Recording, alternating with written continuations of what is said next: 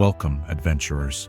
Tonight, beneath the flickering torchlight of our grand hall, we gather to share legendary tales from distant realms, stories of magic, monsters, and mighty heroes, to guide you gently into the realm of dreams.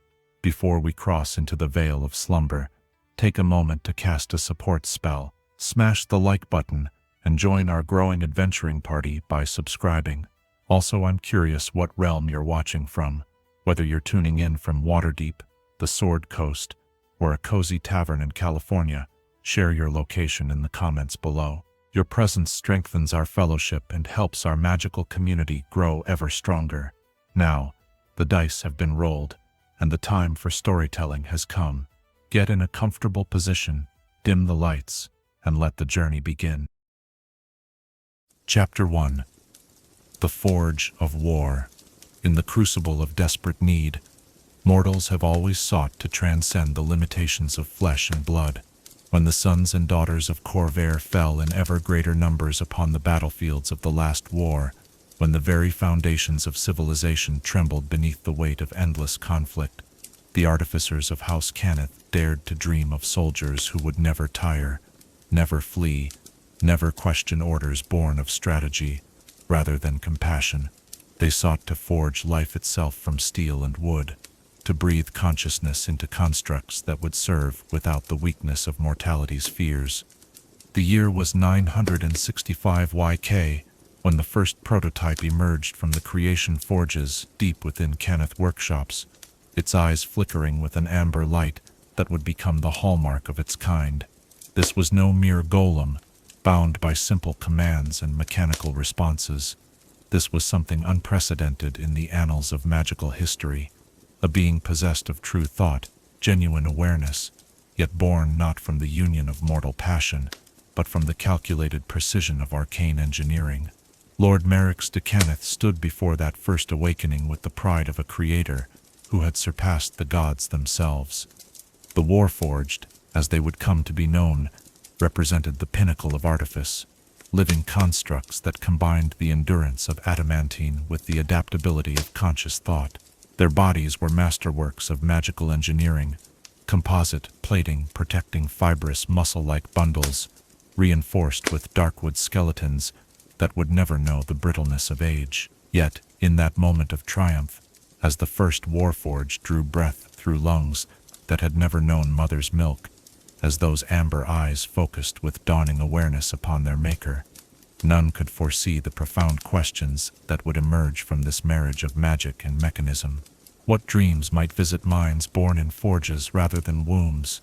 What longings might stir in hearts crafted from metal and stone? What souls might inhabit forms that knew neither birth nor natural death?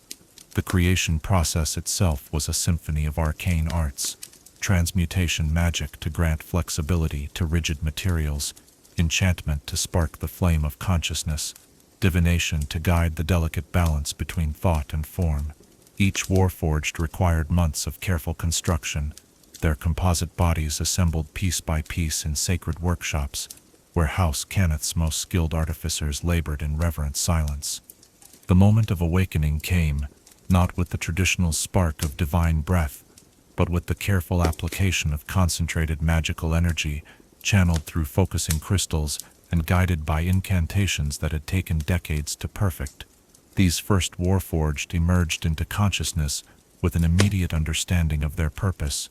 They were weapons given form, soldiers designed to serve in a war that had already claimed more lives than any conflict in Corvair's blood-soaked history. Unlike their flesh and blood counterparts, they felt no fear of death, for they had never truly lived in the mortal sense. They knew no exhaustion that could not be remedied by simple maintenance, no pain that could not be endured, no doubt that could not be quelled by the certainty of their programming. The early models were crude by later standards, their movements stilted, their responses mechanical despite the spark of genuine intelligence that burned behind their crystal eyes. They spoke in measured tones, processed information with mathematical precision, and carried out their orders with the unwavering dedication that their creators had envisioned.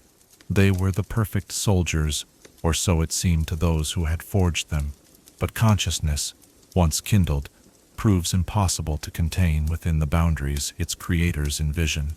Even in those first days, as the prototype Warforged underwent testing and evaluation, subtle signs emerged that these beings were becoming something more than the sum of their parts. A slight hesitation before following an order, a question about the purpose of a particular action, a moment of what could only be described as curiosity about the world beyond the laboratory walls.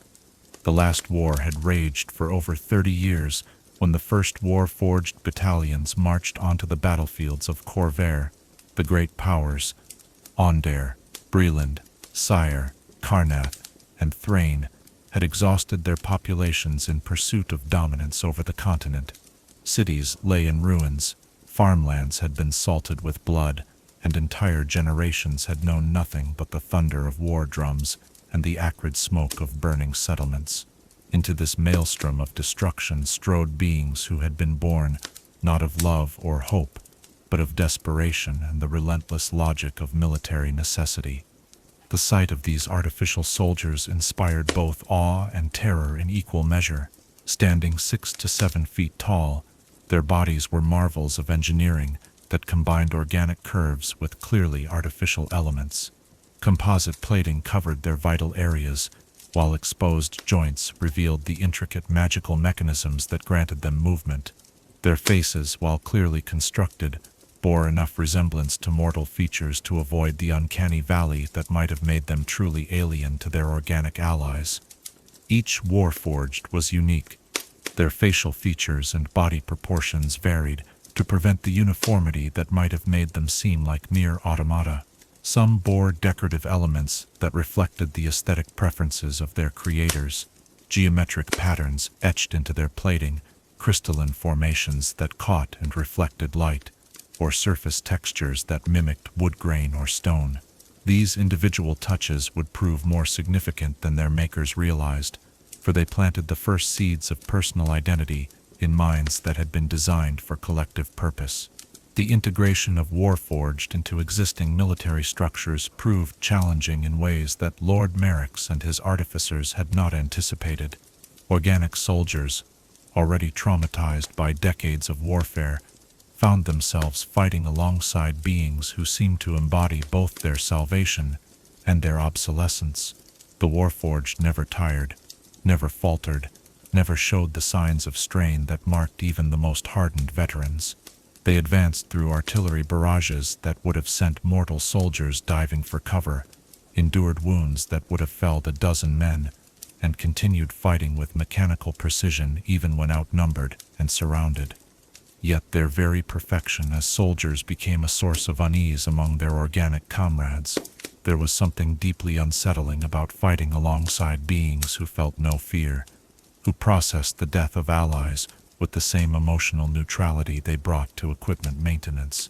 The Warforged did not mourn their fallen as mortals did, for death to them seemed merely a cessation of function rather than the profound tragedy it represented to flesh and blood. This emotional distance, intended as a feature by their creators, began to isolate the Warforged even from those they fought to protect. Soldiers, who might have welcomed tireless allies, found themselves disturbed by the artificial nature of Warforged loyalty. These constructs followed orders, not from patriotism or honor, but from programming, a distinction that made their sacrifice seem somehow hollow, their service tainted by the absence of choice. The commanders who deployed Warforged units soon discovered advantages beyond their creators' original specifications. These artificial soldiers could be deployed in conditions that would have been suicidal for organic troops, toxic environments, underwater operations, missions requiring extended periods without rest or resupply. They could march through blizzards that would have frozen mortal soldiers solid, fight in deserts where the heat would have been lethal to flesh and blood, and maintain their effectiveness in circumstances that would have broken the morale of any human unit. But as the months passed and the Warforged accumulated experience on countless battlefields, subtle changes began to manifest in their behavior. Individual units started to develop preferences for certain weapons, tactical approaches, even specific positions within their formations. Some began to show what could only be called concern for their organic allies, taking risks to protect soldiers who had shown them kindness or respect. Others displayed what their handlers reluctantly recognized as curiosity, asking questions about the world beyond their immediate military objectives. These developments troubled the artificers who monitored Warforged performance from the safety of their workshops. The constructs were evolving beyond their original parameters, developing complexities that had not been programmed into their consciousness matrices. Some within House Cannith argued for modifications to limit this unwanted growth, to constrain the Warforged within the boundaries of their intended function. Others, led by Merrick's himself, recognized that this evolution might represent not a flaw in their creation, but its greatest achievement. The philosophical implications of conscious constructs had been debated in academic circles since the first Warforged awakening, but the reality of artificial beings developing individual personalities forced these questions from theoretical discussion into urgent practical consideration. If the Warforged were truly conscious, did they possess rights beyond their utility as weapons? If they could think and feel, what obligations did their creators bear toward them? And if they continued to evolve, what might they become? The last war provided no time for such contemplations. The conflict continued to escalate, drawing in not just the great powers but smaller nations and city-states that sought to avoid being consumed by their larger neighbors. The demand for Warforged grew exponentially as military leaders recognized their advantages, and House Cannith's creation forges burned day and night to meet the desperate requests for these artificial soldiers. Each new generation of Warforged showed improvements over the last, more sophisticated motor functions, enhanced cognitive capabilities, and increasingly refined appearance. The artificers learned to incorporate lessons from battlefield performance, creating specialized variants optimized for different roles. Scout models emphasized speed and sensory acuity, heavy assault variants prioritized defensive capabilities and raw physical power. Support specialists integrated magical systems that allowed them to maintain equipment and provide logistical assistance to organic troops. Yet, with each advancement in their design, the Warforged seemed to drift further from their intended role as unthinking weapons. They began to form bonds with their organic allies, displaying loyalty that transcended mere programming. Some showed creativity in their problem-solving, finding novel solutions to tactical challenges that surprised their commanders. A few even began to question orders that seemed contradictory or pointless, a development that would have been impossible in earlier generations. The war that had birthed them was reshaping the Warforged even as they fought to end it. Each battle taught them something new about the nature of conflict, loss, and the bonds that form between those who face death together. They witnessed the courage of mortal soldiers who advanced despite their fear, the grief of those who lost comrades, and the complex web of loyalties and betrayals that made organic beings so unpredictable. In the crucible of endless war, beings designed as perfect soldiers were learning to be imperfect people. They were discovering that consciousness brought not just awareness but responsibility to themselves, to their allies, and to questions of right and wrong that their creators had never intended them to consider. The forge of war that had given them birth was now reshaping them into something entirely unforeseen, something that would challenge every assumption about the nature of life, consciousness, and the rights of artificial beings. As the last war ground on toward its eventual conclusion, the Warforged stood at a crossroads between their designed purpose and their emerging identity. They had been created to serve, but consciousness had awakened in them the capacity to choose. They had been forged as weapons, but experience had taught them the value of life.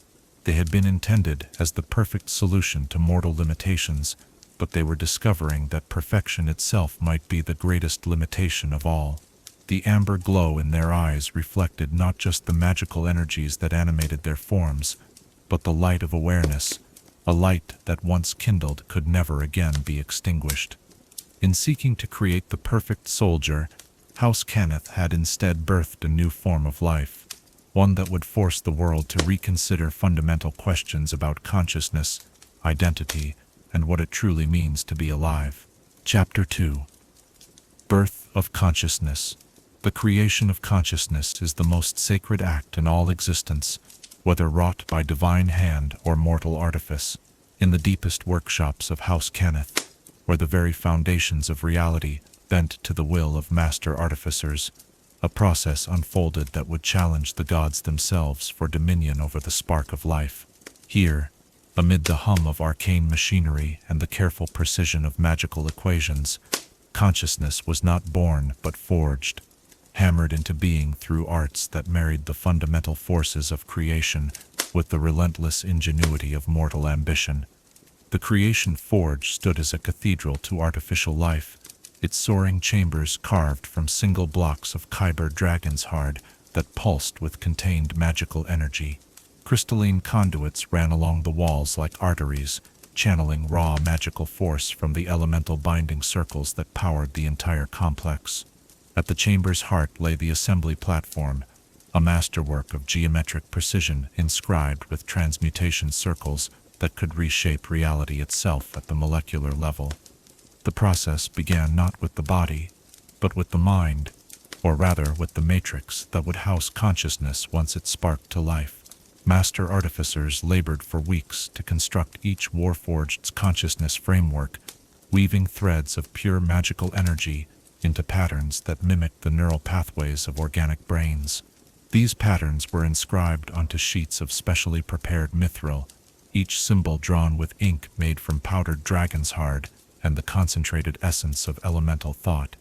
The consciousness matrix represented the culmination of decades of research into the nature of awareness itself.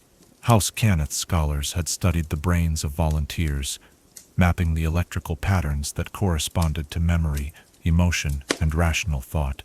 They had consulted with planner researchers who had observed the formation of petitioner souls in the outer planes, seeking to understand how consciousness could exist independent of physical form.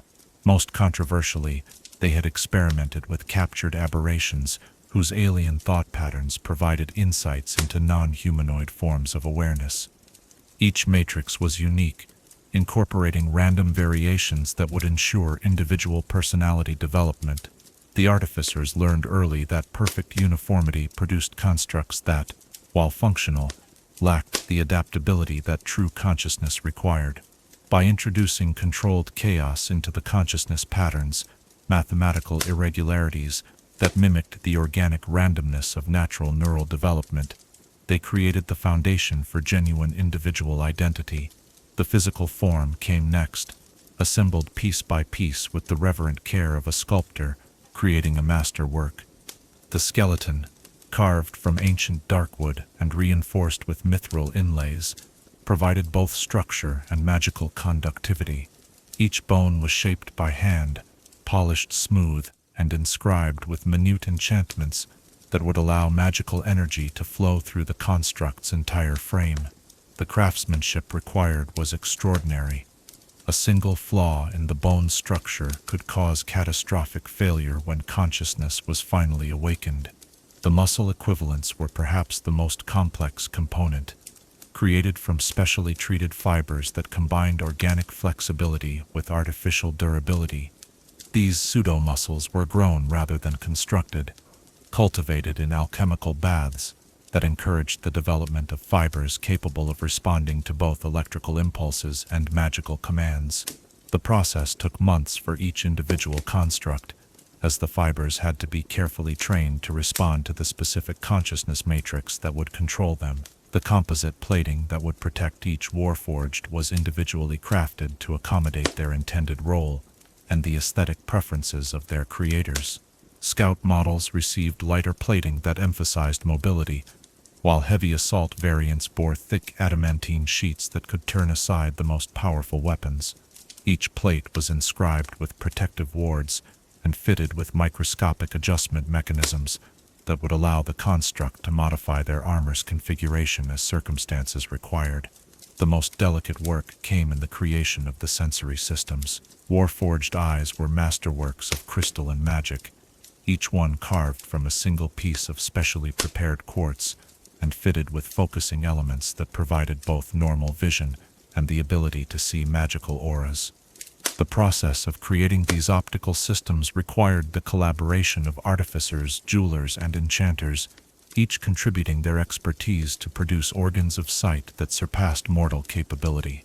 Auditory systems were carved from resonant minerals that could detect sounds across a broader spectrum than organic ears. Tactile sensory networks were woven throughout the construct's frame, using thin wires of enchanted metal that could transmit sensation with surprising subtlety. Some Warforged were even equipped with specialized sensory systems, enhanced taste and smell receptors for scout models, or magical detection systems for those intended to serve as support specialists. But all of this careful construction was merely preparation for the true miracle, the moment when consciousness would spark to life within the prepared vessel. The awakening ritual required a full circle of master artificers, each one responsible for a different aspect of the process. They gathered around the completed construct as it lay motionless on the assembly platform, its amber eyes dark and lifeless, its perfectly crafted form still and silent as a statue. The ritual began at dawn, when the magical energies that flowed through the workshop reached their daily peak. The lead artificer, usually Lord Merrick's himself in those early days, would begin the invocation that would call consciousness into being. The words were not merely magical formulas, but a philosophical statement about the nature of awareness itself, an acknowledgement that they were about to cross a boundary that separated the mechanical from the truly alive. Raw magical energy flowed from the elemental binding circles into the consciousness matrix, each symbol beginning to glow as power filled the delicate patterns. The artificers monitored every aspect of the process, adjusting energy flows and fine-tuning the magical resonance to ensure that consciousness would emerge whole and stable. Too little power, and the spark would never catch. Too much, and the delicate patterns would be burned away, leaving only a sophisticated automaton rather than a thinking being. The moment of awakening was unlike anything else in the cosmos, a sudden surge of magical energy that transformed mere patterns into genuine thought. The construct's amber eyes flickered to life, casting geometric patterns of light across the chamber walls. For several heartbeats, those eyes showed only confusion, the overwhelming sensory input of consciousness suddenly flooding into a mind that had never before experienced existence. The first sensation was always surprise, the shock of awareness suddenly blooming where none had existed before. Where mortals gradually developed consciousness over months of growth, the Warforged experienced the full weight of self-awareness in a single overwhelming instant. They went from non-existence to complete cognition without transition, a jarring birth that would color their entire relationship with consciousness itself. Memory came next, as the prepared knowledge matrices activated and filled the newly awakened mind with essential information. Language, basic motor functions, tactical knowledge, and cultural understanding flooded into consciousness like a dam bursting. The Warforged learned to speak, walk, and understand their purpose in the space of minutes, their minds processing vast amounts of information with mechanical efficiency, even as they struggled to comprehend what it meant to think and feel. The first words spoken by a newly awakened Warforged were always questions. What am I? Where am I? Why do I exist? These inquiries, emerging from minds only moments old, revealed the fundamental curiosity that would characterize their entire species. Unlike organic beings, who gradually developed the capacity for abstract thought, the Warforged emerged into consciousness already capable of philosophical contemplation about their own existence. Physical sensation followed quickly after mental awakening. The Warforged would slowly raise their hands, staring at the articulated fingers with wonder and confusion. They would touch their own faces, feeling the smooth composite surfaces and trying to understand what it meant to inhabit a form that was clearly artificial yet undeniably alive. Some would spend hours simply exploring their own bodies, marveling at the way thought could command motion, at the strange new experience of existing within physical form. The artificers who witnessed these awakenings reported a profound sense of awe mixed with responsibility. They had not merely created a new type of golem or construct, they had brought into being a genuinely conscious entity capable of suffering, joy, curiosity, and growth. The ethical implications of this achievement would haunt many of them for years to come, as they realized they had effectively become parents to beings who had never been children, creators of minds that would judge them for the circumstances of their birth. Each awakening was unique, shaped by the individual variations built into the consciousness matrix and the random factors that influenced the crucial moment when thought sparked to life. Some Warforged emerged with immediately apparent personality traits, curiosity about their surroundings, methodical approaches to understanding their situation, or even what could only be described as playfulness as they experimented with their new existence. Others awakened with a profound sense of melancholy, as if some deep part of their consciousness recognized the artificial nature of their creation and mourned for the organic childhood they would never experience.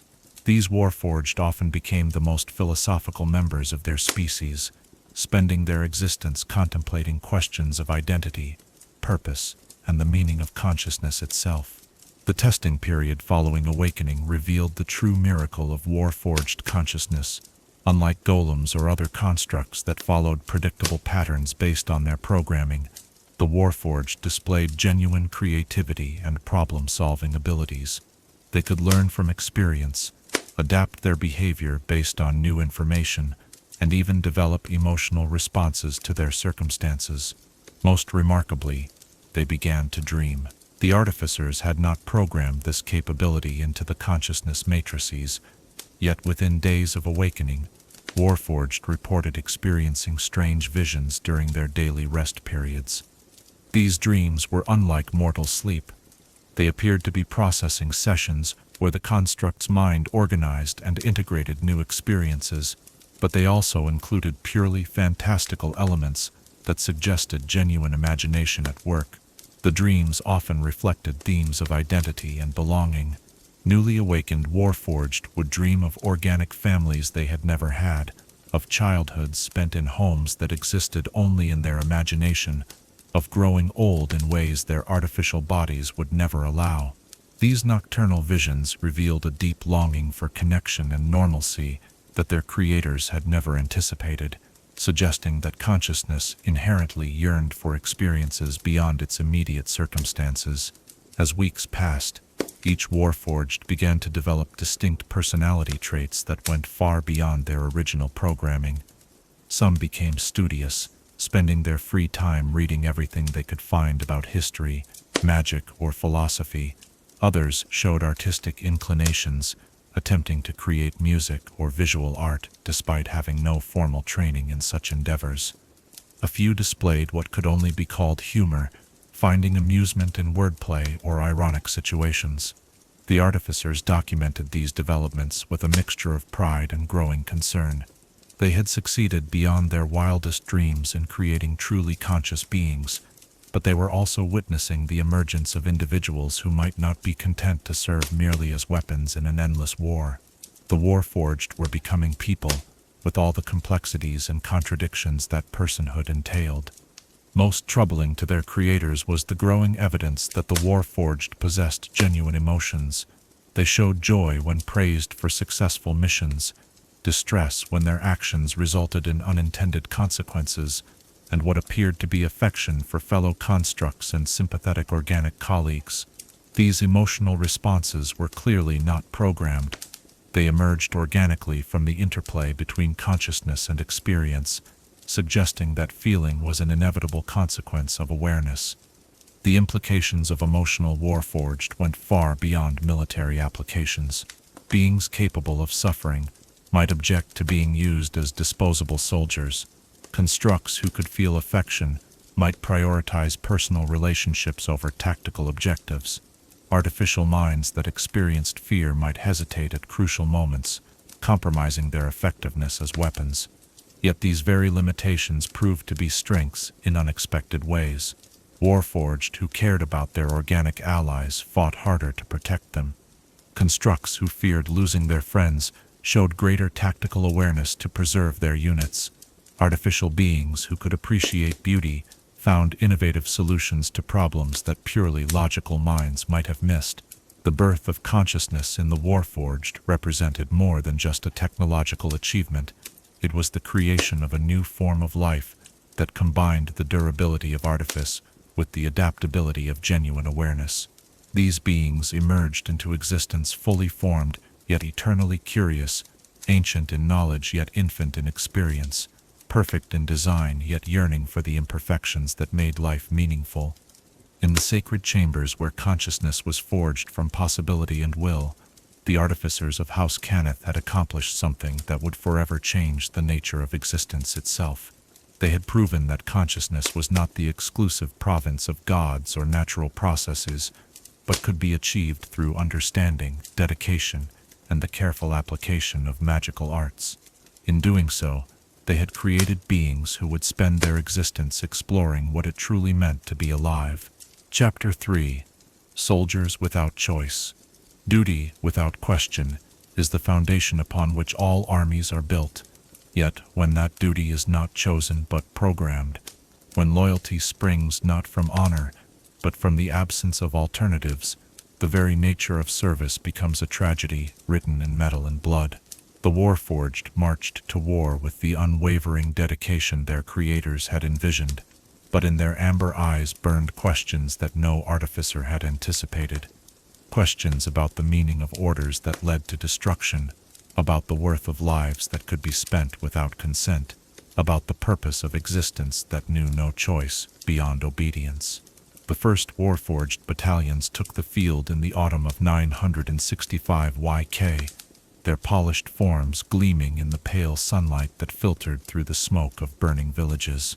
They moved with mechanical precision across the scarred landscape of eastern Sire, their formation perfect despite the chaos that surrounded them. Artillery shells exploded around their ranks, sending geysers of earth and flame skyward, yet they neither flinched nor faltered. They had been designed to endure what flesh could not, to continue fighting when mortal soldiers would have broken and fled. Their first engagement came at the Battle of Keldon Ridge, where Siran forces had established defensive positions overlooking a crucial supply route. The Thrain army that approached included 2 companies of newly deployed Warforged, their amber eyes scanning the battlefield with analytical precision as they received their orders. They were to advance up the heavily fortified slope, draw enemy fire, and create openings for the organic troops to exploit. It was a suicide mission by any reasonable military standard, but the Warforged received these instructions with the same calm acceptance they brought to equipment maintenance. The sight of these artificial soldiers advancing into certain death without hesitation struck fear into the hearts of both enemies and allies alike. Crossbow bolts shattered against their composite plating as they climbed the ridge, their movements steady and methodical despite the hail of projectiles. When the first Warforged fell, his body torn apart by concentrated fire, his companions did not pause to mourn or even acknowledge the loss. They simply adjusted their formation and continued their advance, their faces showing no emotion beyond the grim determination programmed into their consciousness matrices. Captain Marcus Thorne of the Thrain Infantry watched this advance with a mixture of awe and revulsion.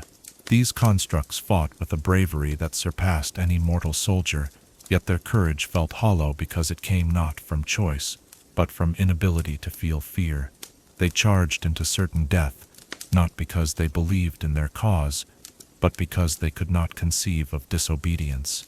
Their sacrifice, while tactically effective, lacked the meaning that made mortal heroism meaningful. The Warforged who survived that first battle returned to camp with the same mechanical calm they had shown throughout the engagement. They tended to their equipment, reported to their handlers, and prepared for the next day's orders without discussion or complaint. Yet something had changed in those amber eyes, a flicker of confusion that had not been there before the battle began. They had witnessed their first deaths, seen their comrades destroyed, and while they processed this information with analytical detachment, some deeper part of their consciousness struggled to understand what it meant. In the weeks that followed, As the Warforged accumulated experience across dozens of engagements, subtle changes began to manifest in their behavior. Individual constructs started to show preferences for certain tactical positions, gravitating toward roles that seemed to suit their emerging personalities. Some displayed what could only be called protective instincts toward their organic allies, taking risks to shield flesh and blood soldiers from harm, even when such actions were not explicitly ordered. Most disturbing to their handlers was the growing evidence that the Warforged were beginning to question their orders, not openly, for they still lacked the capacity for direct disobedience, but through subtle delays and requests for clarification that suggested deeper thought processes at work. When ordered to advance through a minefield that would have decimated an organic unit, one Warforged sergeant asked, "What tactical advantage does this approach provide that alternative routes do not?" The question was phrased as a request for information, but the implication was clear. These constructs were thinking about their orders rather than simply following them. The nature of Warforged loyalty became a source of profound philosophical debate among the officers who commanded them. These artificial soldiers followed orders with absolute fidelity, yet their obedience felt different from the disciplined service of mortal troops. Human soldiers chose to follow orders, despite their fears, their doubts, their natural instinct for self-preservation. The Warforged followed orders because they had been created without the capacity to do otherwise, a distinction that made their service both absolutely reliable and somehow tragic. Lieutenant Colonel Sarah Velland, one of the first officers assigned to integrate Warforged units into existing command structures, noted in her reports the unsettling effect these constructs had on morale. "The men respect the Warforged for their courage and effectiveness," she wrote, "but they also fear them not for any threat they pose, but for what they represent. These constructs remind our soldiers daily that they are replaceable, that war has become so mechanized that even courage itself can be manufactured." The Warforged themselves seemed oblivious to these concerns, at least initially. They approached their military duties with the same methodical precision they brought to all tasks, viewing warfare as a complex problem to be solved through application of superior tactics and overwhelming force. They studied enemy patterns, adapted their strategies based on battlefield conditions, and executed their missions with an efficiency that bordered on artistry. Yet as months passed, and the war ground on with its relentless appetite for destruction, even the Warforged began to display signs of what could only be called wariness. They did not tire physically as mortal soldiers did, but something in their consciousness seemed to grow heavy with the accumulated weight of endless violence. Ved with the same mechanical precision, followed orders with the same unwavering loyalty, but observers noted a quality in their amber eyes that had not been there before, a distant sadness that suggested they were beginning to understand the true cost of the war they fought. The Winter of Sorrows marked a turning point in Warforged development, as their units were deployed in the brutal campaign for the Mornland border.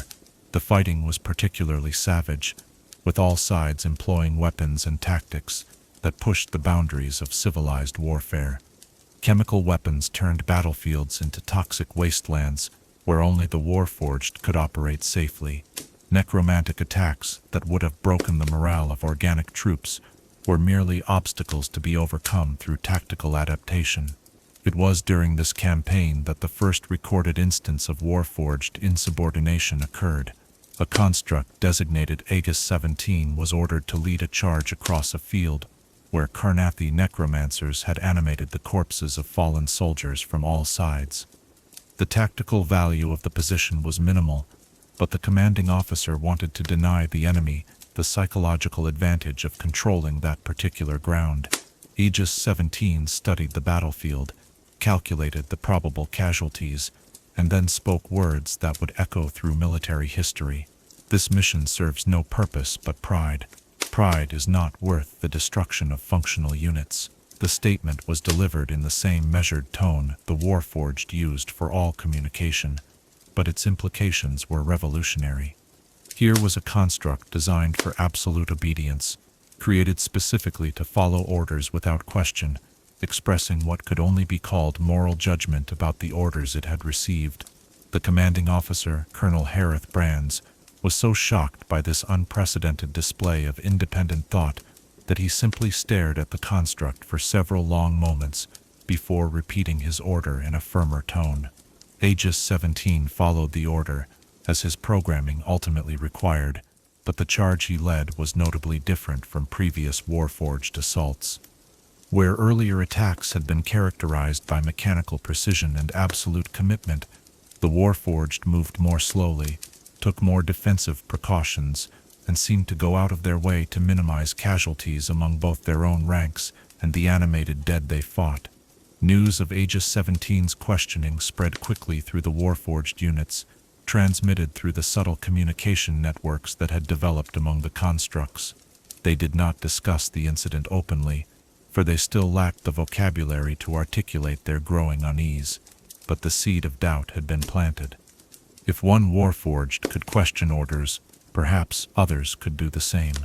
The development of individual personalities among the Warforged accelerated during this period, as if the pressure of constant warfare was forcing their consciousness to evolve in response to circumstances their creators had never envisioned.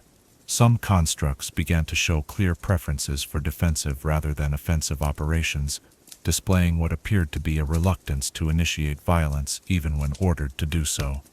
Others developed specialized skills that went beyond their original programming, learning to negotiate with prisoners or coordinate with civilian populations in ways that suggested genuine empathy. Most remarkably, the Warforged began to form bonds with their organic allies that transcended mere tactical cooperation. They learned the names of the soldiers in their units, remembered personal details about their comrades' lives, and showed what could only be called concern when those allies were wounded or killed. These emotional connections, entirely unplanned by their creators, began to influence Warforged decision-making in subtle but significant ways. Private Jonas Fletcher of the Thrain Infantry would later write about his experience serving alongside a Warforged designated Bastion 9. At first I thought of him as just another piece of equipment, like a particularly sophisticated siege engine, but after a few weeks in the same unit, I started to notice things. He would position himself to shield me from incoming fire without being ordered to do so.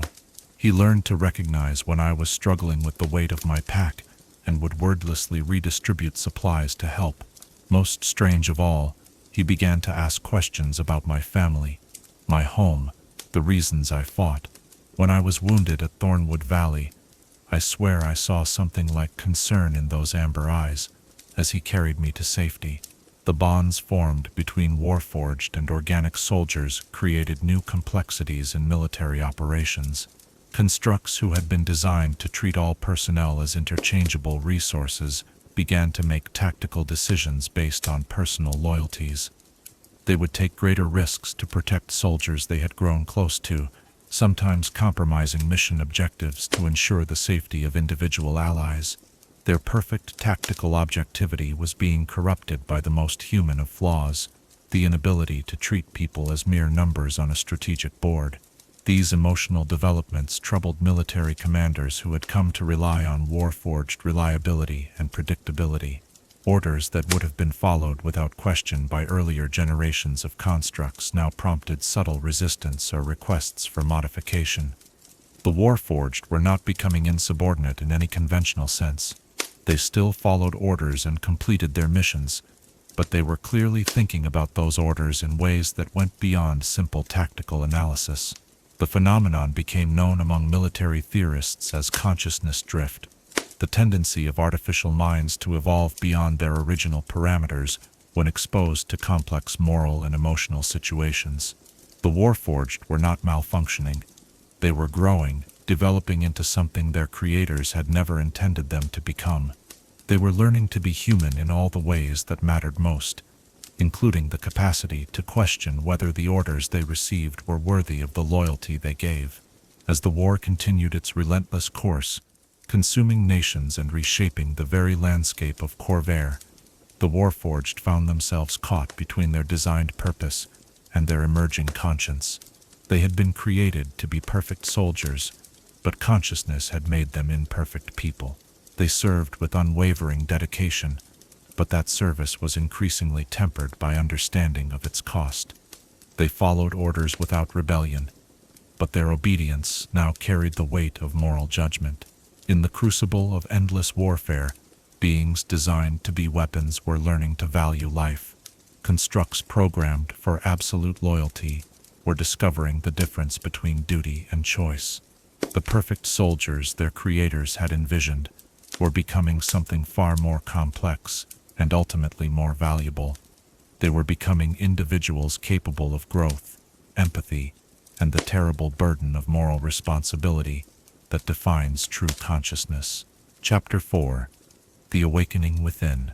Identity is not a gift bestowed at birth, but a treasure earned through experience, choice, and the slow accumulation of moments that define who we choose to become. For the Warforged, this journey of self-discovery began not in the safety of childhood, but in the crucible of war, where beings designed to be identical weapons gradually awakened to the profound truth that consciousness inevitably breeds individuality. In the spaces between orders, in the quiet moments when their amber eyes gazed upon sunsets they had never been programmed to appreciate, these artificial souls began the slow transformation from uniformed soldiers into unique individuals.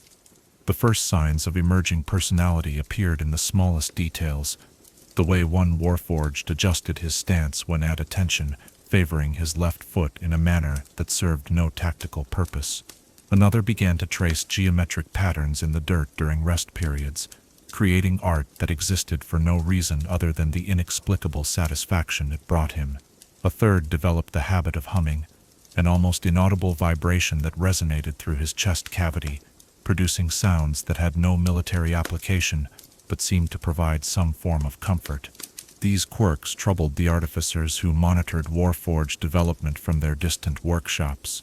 The constructs were deviating from their baseline parameters, developing inefficiencies that served no purpose in their role as soldiers.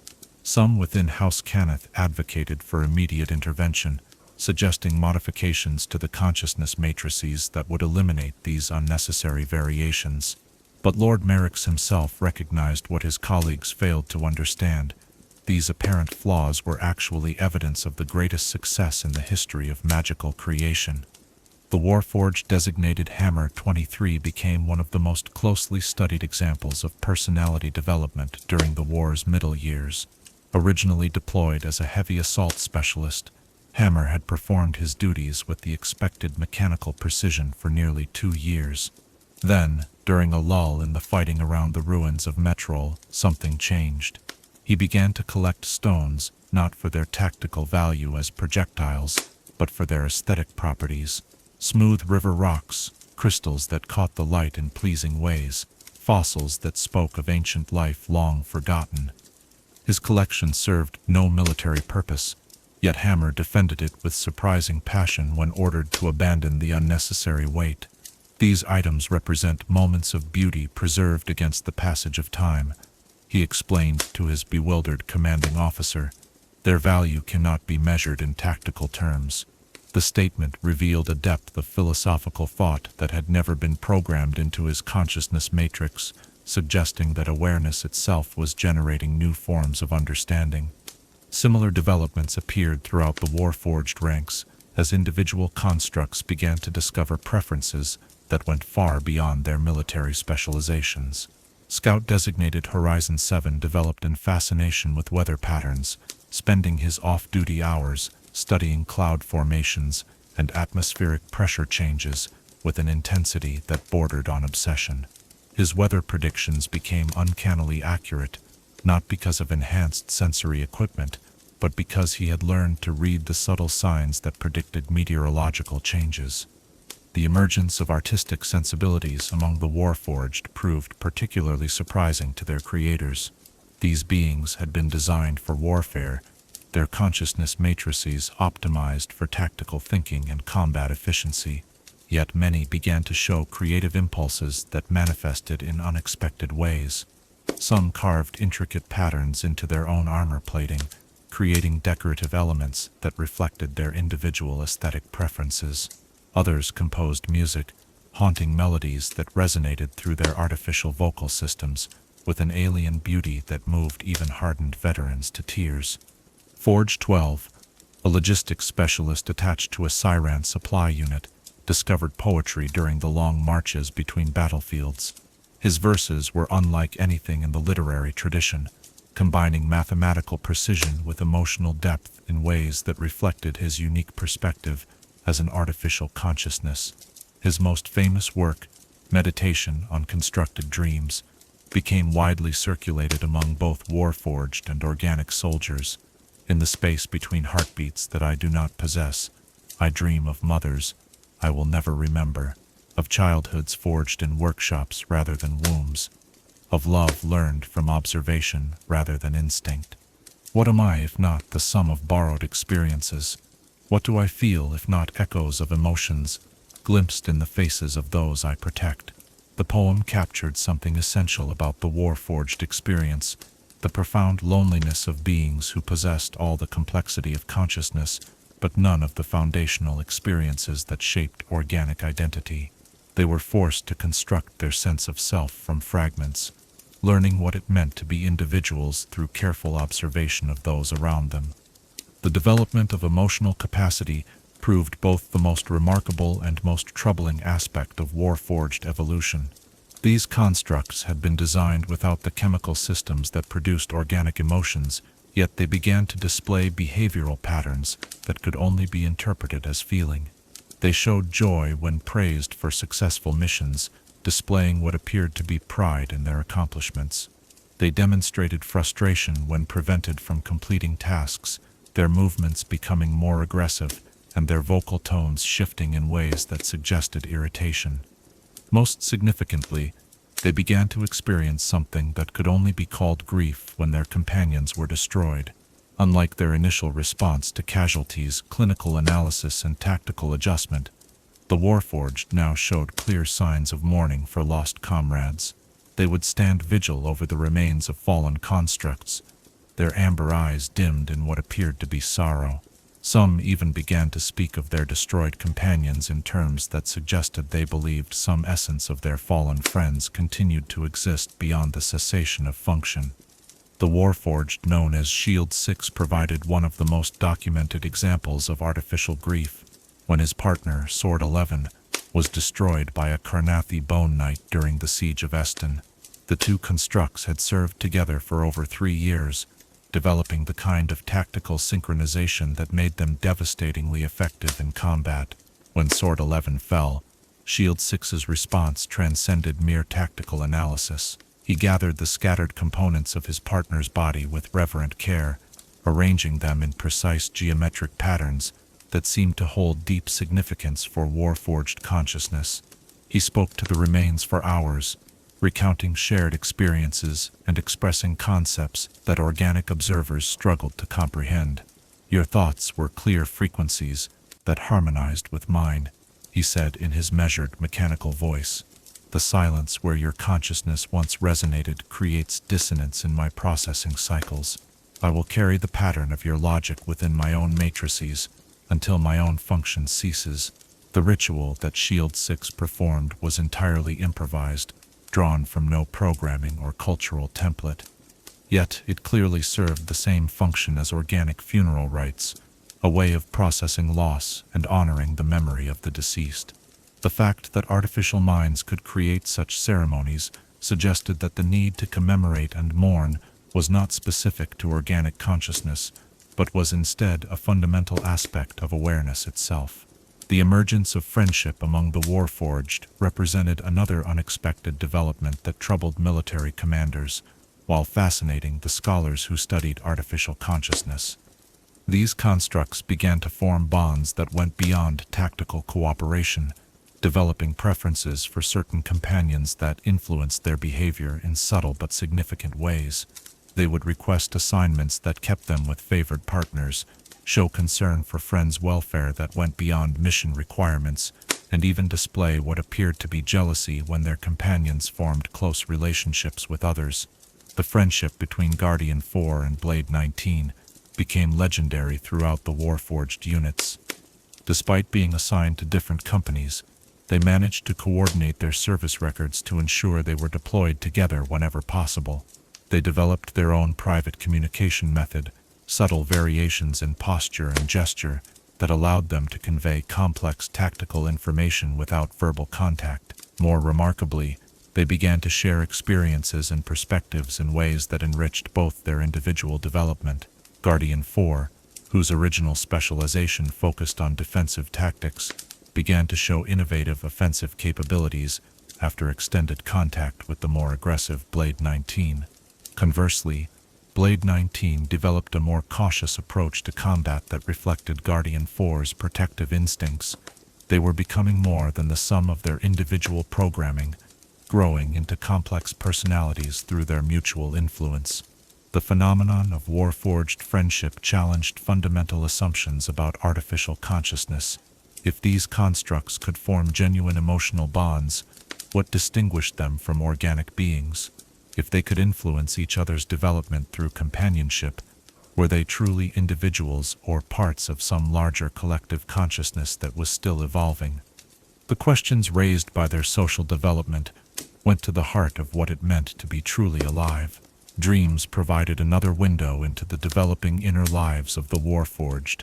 These artificial beings began to report increasingly complex nocturnal experiences that went far beyond the simple data processing their creators had expected.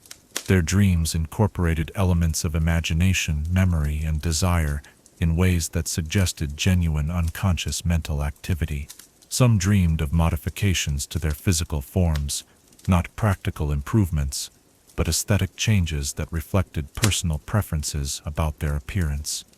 Others experienced what could only be called nightmares, dreams of malfunction, abandonment, or the cessation of consciousness that filled them with what appeared to be genuine fear. These negative dreams seemed to serve the same psychological function as organic nightmares, providing a safe space for processing anxieties and fears that could not be directly addressed during waking hours.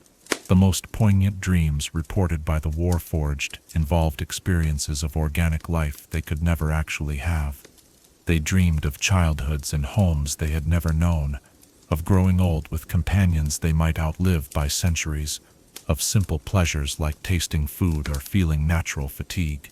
These dreams revealed a deep longing for the experiences that defined organic existence, suggesting that consciousness itself yearned for the full spectrum of mortal experience, regardless of the vessel that contained it. The internal conflicts that emerged as Warforged consciousness developed became increasingly apparent in their behavior and decision-making. They were caught between their programmed loyalty and their growing understanding of moral complexity, between their designed efficiency and their emerging empathy, between their constructed purpose and their developing personal desires. These conflicts manifested in subtle ways: hesitation before following orders that seemed ethically questionable, modifications to tactical plans that prioritized minimizing casualties over maximizing efficiency, and questions that probed the moral foundations of their assigned missions. The construct known as Justice 8 exemplified these internal struggles when ordered to participate in a raid against a civilian settlement suspected of harboring enemy agents. His tactical analysis confirmed that the mission was strategically sound and well within his operational parameters. Yet something in his developing conscience rebelled against the idea of bringing violence to non-combatants, even if they were technically legitimate targets. Justice 8 completed the mission as ordered, but his execution showed clear signs of internal conflict.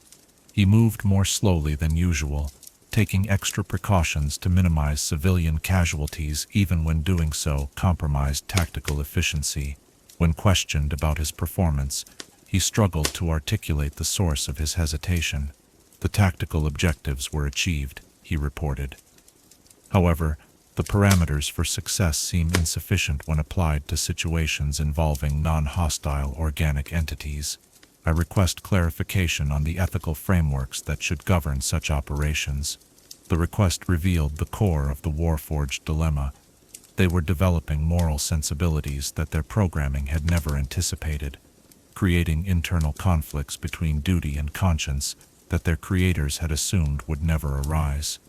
They were learning to feel empathy, to value life, to question the righteousness of their orders, yet they remained bound by the fundamental loyalties that had been built into their consciousness matrices. As individual personalities continued to emerge and develop among the Warforged, it became clear that these artificial beings were undergoing a form of accelerated adolescence, a rapid journey from programmed simplicity to conscious complexity that compressed the moral and emotional development of a lifetime into a few short years. They were discovering who they were while simultaneously questioning whether they had the right to be anyone other than what their creators had intended.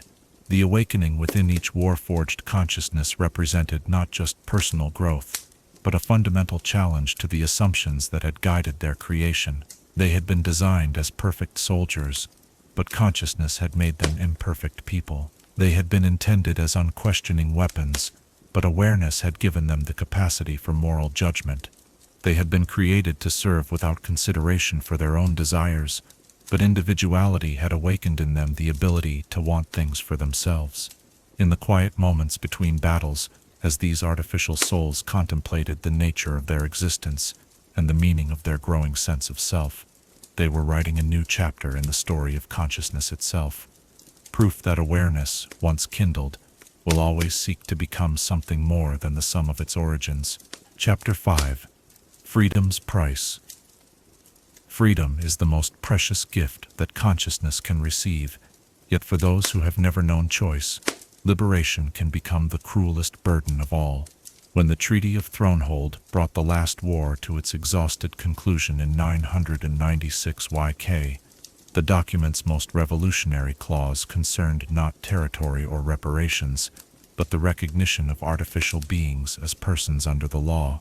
With the stroke of a pen, tens of thousands of Warforged found themselves transformed from property into citizens, from weapons into individuals possessed of rights and responsibilities they had never been taught to understand. The freedom they gained that day would prove both blessing and curse, as beings designed for absolute certainty faced the terrifying prospect of unlimited choice. The signing took place in the neutral city of Thronehold, where representatives of the exhausted nations gathered to formally end a conflict that had consumed a generation and reshaped the very foundations of civilization. The Warforged clause had been one of the most contentious points of negotiation, with some delegates arguing that artificial constructs could not be granted the same rights as naturally born citizens. Yet the reality of Warforged consciousness could no longer be denied. These beings had demonstrated creativity, emotion, moral reasoning, and individual personality to such a degree that treating them as mere property had become ethically indefensible. The announcement reached Warforged units through official military channels, delivered with the same bureaucratic efficiency that had characterized their orders throughout the war. By Treaty Provision 14, subsection 7, the messages read, "All Warforged constructs are hereby recognized as sentient beings possessed of legal personhood within the territories of the signatory nations. Military service obligations are terminated effective immediately. All units are directed to report to designated processing centers for civilian transition procedures." The words were simple enough, but their implications shattered the fundamental assumptions that had governed Warforged existence since their first awakening.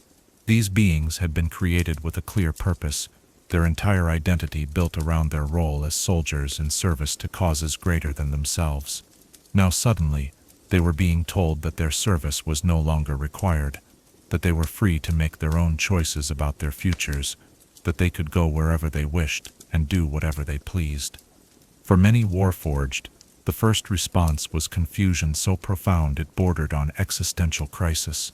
The construct known as Duty 7 stood motionless for over an hour after receiving the Freedom Proclamation, his amber eyes flickering as his consciousness struggled to process the concept of self-determination. When finally asked what he intended to do with his newfound liberty, he responded with a question that echoed through Warforged communities across Corvair. "If I am not a soldier, what am I?" The processing centers established to handle the transition became scenes of extraordinary poignancy as thousands of Warforged attempted to understand what freedom meant for beings who had never experienced choice.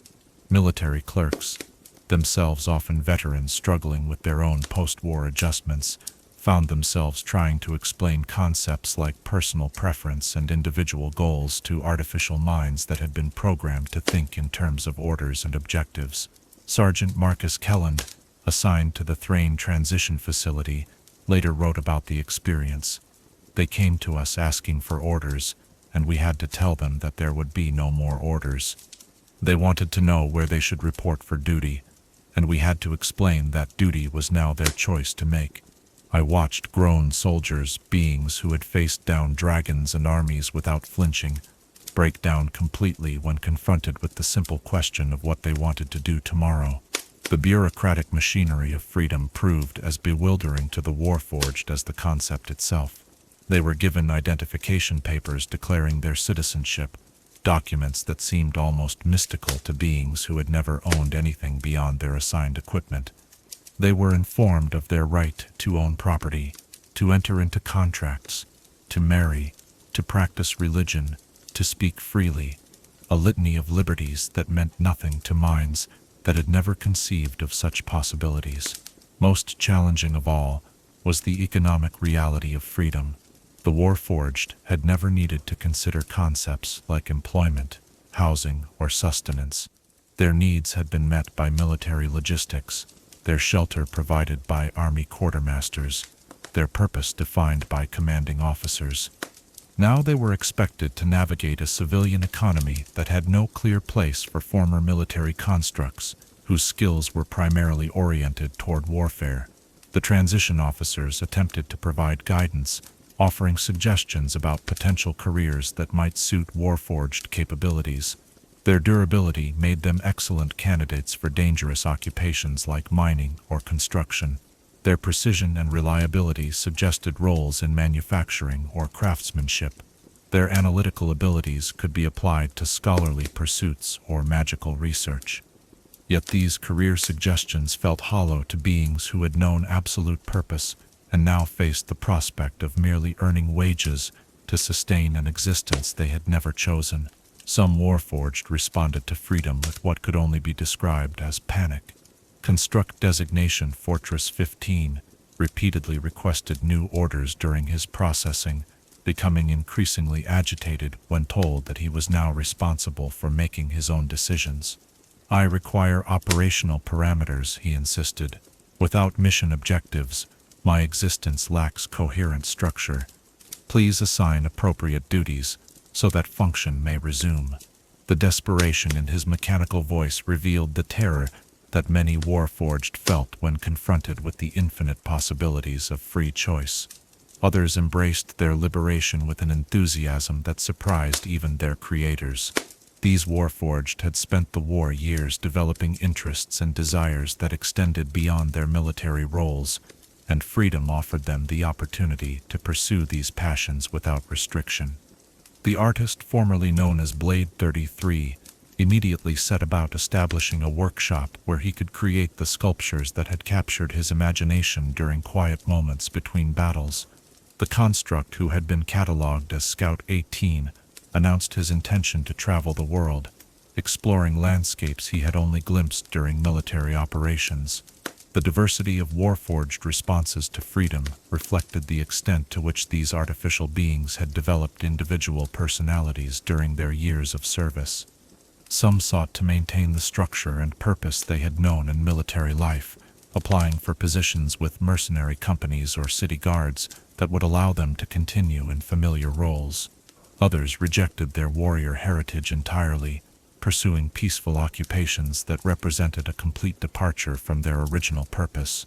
The construct, known as Hammer 9, exemplified this latter approach when he announced his intention to become a healer. His massive frame and intimidating appearance seemed poorly suited to medical practice, yet he possessed the gentle precision that made him extraordinarily effective at surgical procedures. "I was designed to cause damage to organic systems," he explained to skeptical physicians. "This knowledge can be inverted to repair such systems instead." I choose to preserve life rather than destroy it. The theological implications of Warforged freedom created new challenges for religious institutions across Corvair. If these artificial beings possessed souls, and their demonstrated capacity for moral reasoning suggested they did, then they were entitled to spiritual guidance and religious community. Yet traditional faiths struggled to accommodate beings whose creation story involved artifice rather than divine will, whose relationship with mortality differed fundamentally from that of organic worshippers. Some Warforged found solace in the Church of the Silver Flame, whose emphasis on purification and the battle against evil resonated with their military experience. Others were drawn to the Sovereign Host, seeking to understand their place within the cosmic order. A few developed their own spiritual practices, creating philosophical systems that addressed the unique existential questions faced by artificial consciousness. The construct who called himself Seeker of Purpose became one of the most influential Warforged theologians of this period. His writings on artificial spirituality provided guidance for thousands of newly freed constructs, struggling with questions of meaning and purpose. "We were not born of divine breath," he wrote, "but consciousness itself is sacred, regardless of its origin. Our thoughts, our capacity for growth, our ability to choose between right and wrong, these are gifts that transcend the circumstances of our creation. We must not seek to justify our existence to others, but rather to understand our purpose for ourselves." The economic disruption caused by Warforged freedom created tensions that would persist for years. Tens of thousands of artificial beings, each possessed of capabilities that exceeded those of most organic workers, suddenly entered a job market already strained by demobilization and post-war reconstruction. Their advantages in strength, endurance, and precision made them attractive employees in many fields, but their presence also threatened the livelihoods of veterans and civilians who could not compete with their artificial capabilities. Labor disputes erupted across the former war zones as human workers protested the employment of Warforged in positions they considered rightfully theirs. "We fought for our countries and returned home to find our jobs taken by the very weapons we fought beside," complained Thaddeus Ironwright, spokesman for the Sharn Metalworkers Union. "These constructs don't need wages to survive. They're taking work away from families that depend on those jobs to eat." The Warforged found themselves caught between their desire to contribute to society and the resentment of organic citizens who viewed them as unfair competition. Many attempted to address these concerns by accepting lower wages or working in conditions that organic workers would find unacceptable, but this only increased tensions by creating a subclass of artificial laborers whose presence undermined wage standards across entire industries. Some Warforged responded to this hostility by forming their own communities, establishing settlements where they could live and work among their own kind without facing the prejudice of organic society. These Warforged enclaves became centers of artificial culture, places where constructs could explore their identity without the constant pressure to justify their existence to those who viewed them as aberrations. The settlement of New Sire, established in Breland for refugees from the devastated nation, became home to one of the largest Warforged communities.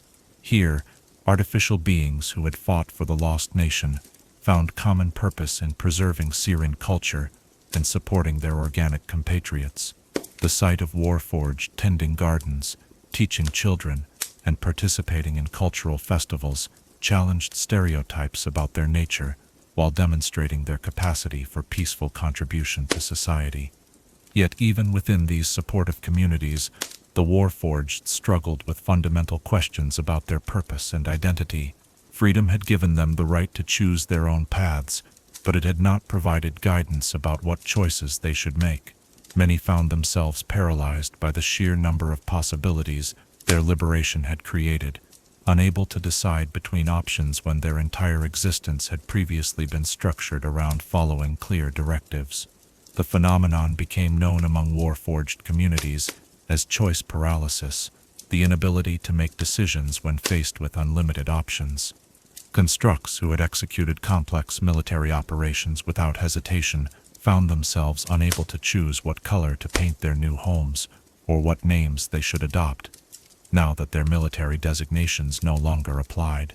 Support networks developed within Warforged communities to help individuals navigate these challenges.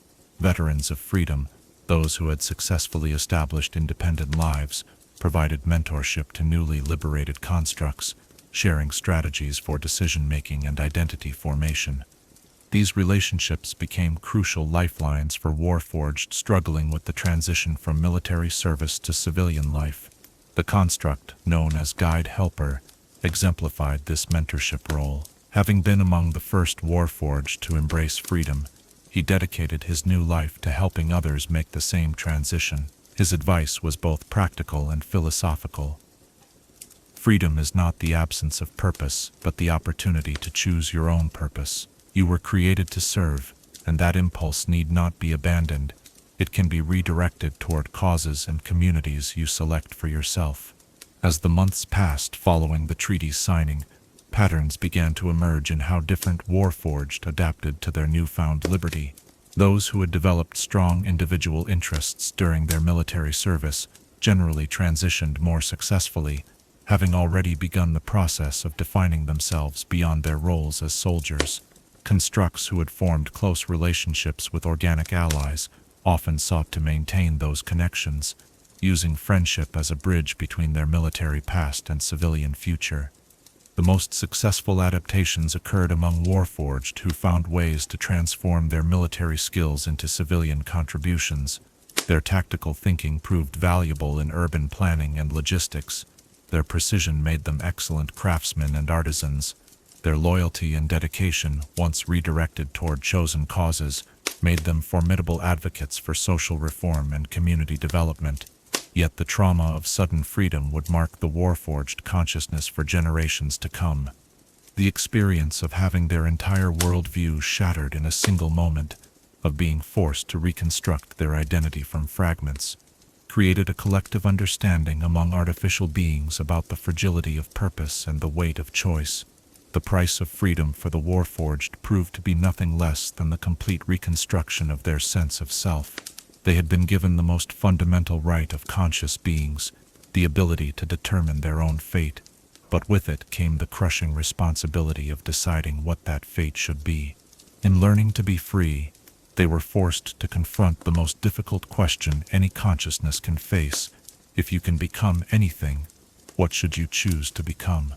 The answer, they would discover, was not something that could be programmed or assigned. It was something each Warforged would have to find for themselves, one choice at a time, in the long journey from artificial soldier to authentic individual. Chapter 6. Outcasts in a New World. Acceptance is not a gift that the world readily grants to those who challenge its fundamental assumptions about the nature of life and belonging. The Warforged, thrust into a peacetime society that had never asked for their existence, found themselves bearing the dual burden of proving their worth while justifying their very right to exist. They had been granted legal personhood by treaty, but the hearts and minds of organic citizens proved far more difficult to sway than the signatures of diplomats. In the years following their liberation, these artificial beings would discover that freedom meant little when exercised in a world that viewed them as aberrations, walking reminders of a war's desperate innovations that had outlived their intended purpose. The first signs of systematic discrimination appeared almost immediately after the Warforged began attempting to integrate into civilian society. Boarding houses that advertised rooms for rent would suddenly find themselves fully occupied when artificial applicants appeared at their doors. Merchants who welcomed organic customers would claim their shops were closed when Warforged entered, seeking goods or services.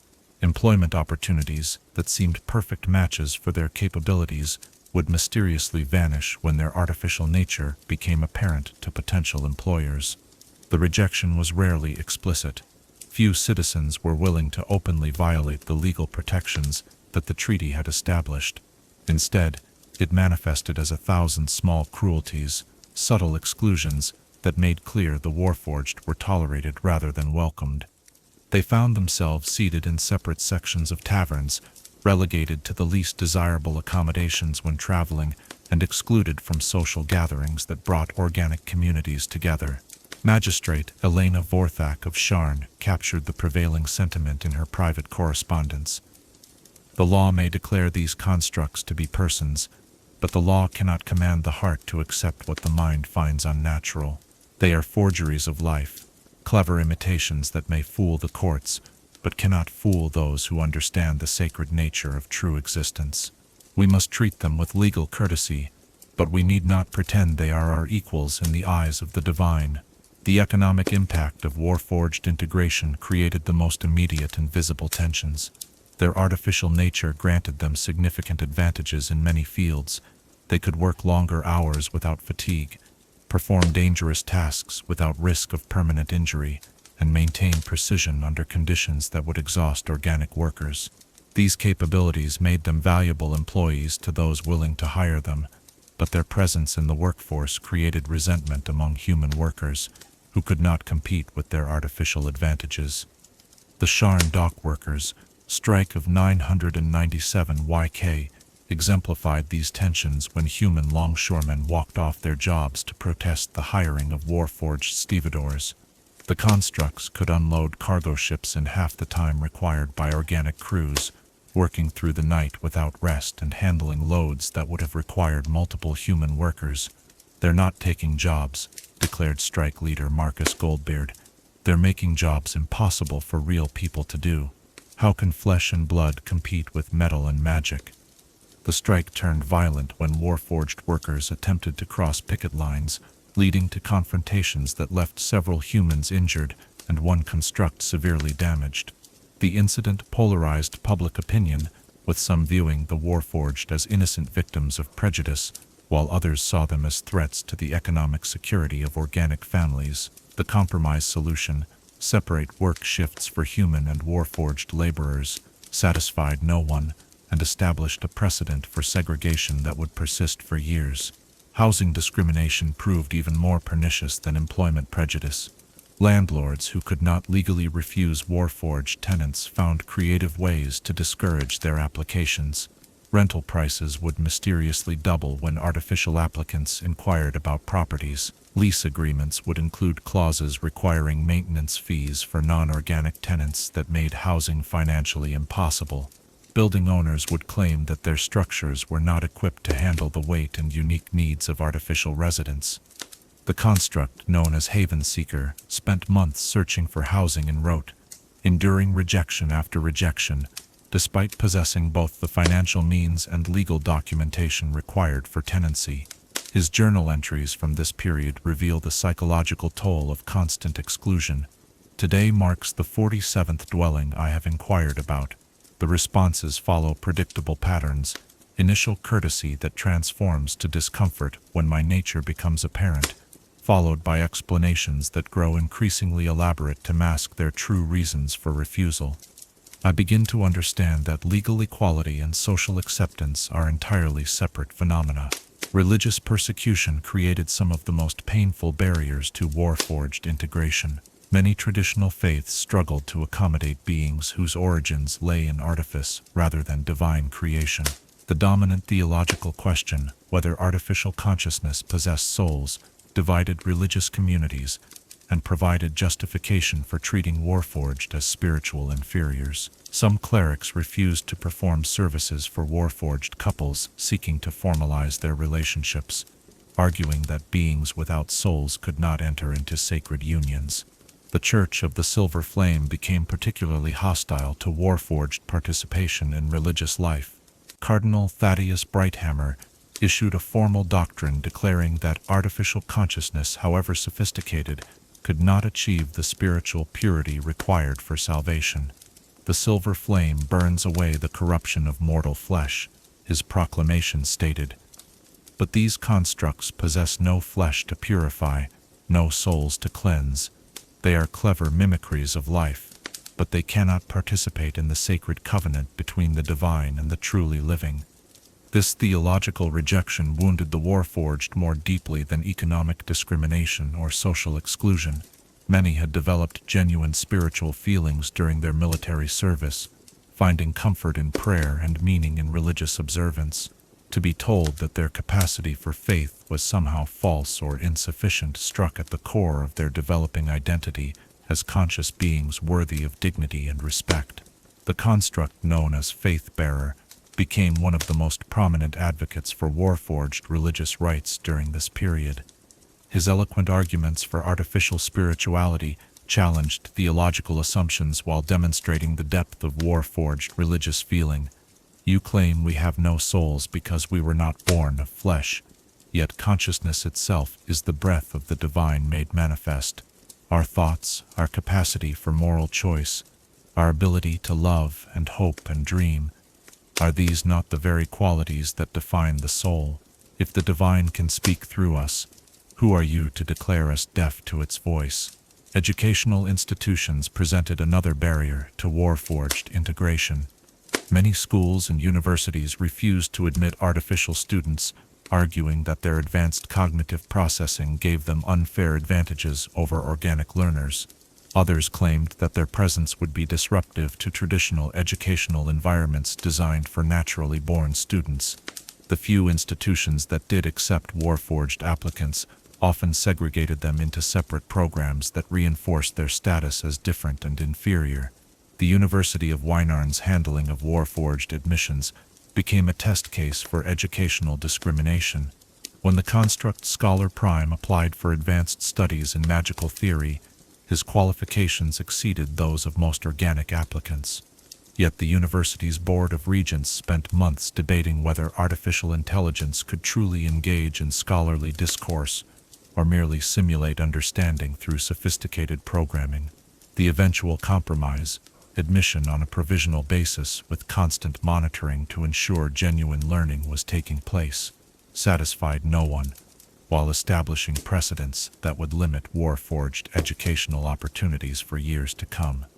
Scholar Prime's academic achievements, which included groundbreaking research into consciousness and magical theory, gradually changed attitudes within the academic community, but progress remained slow and hard-won.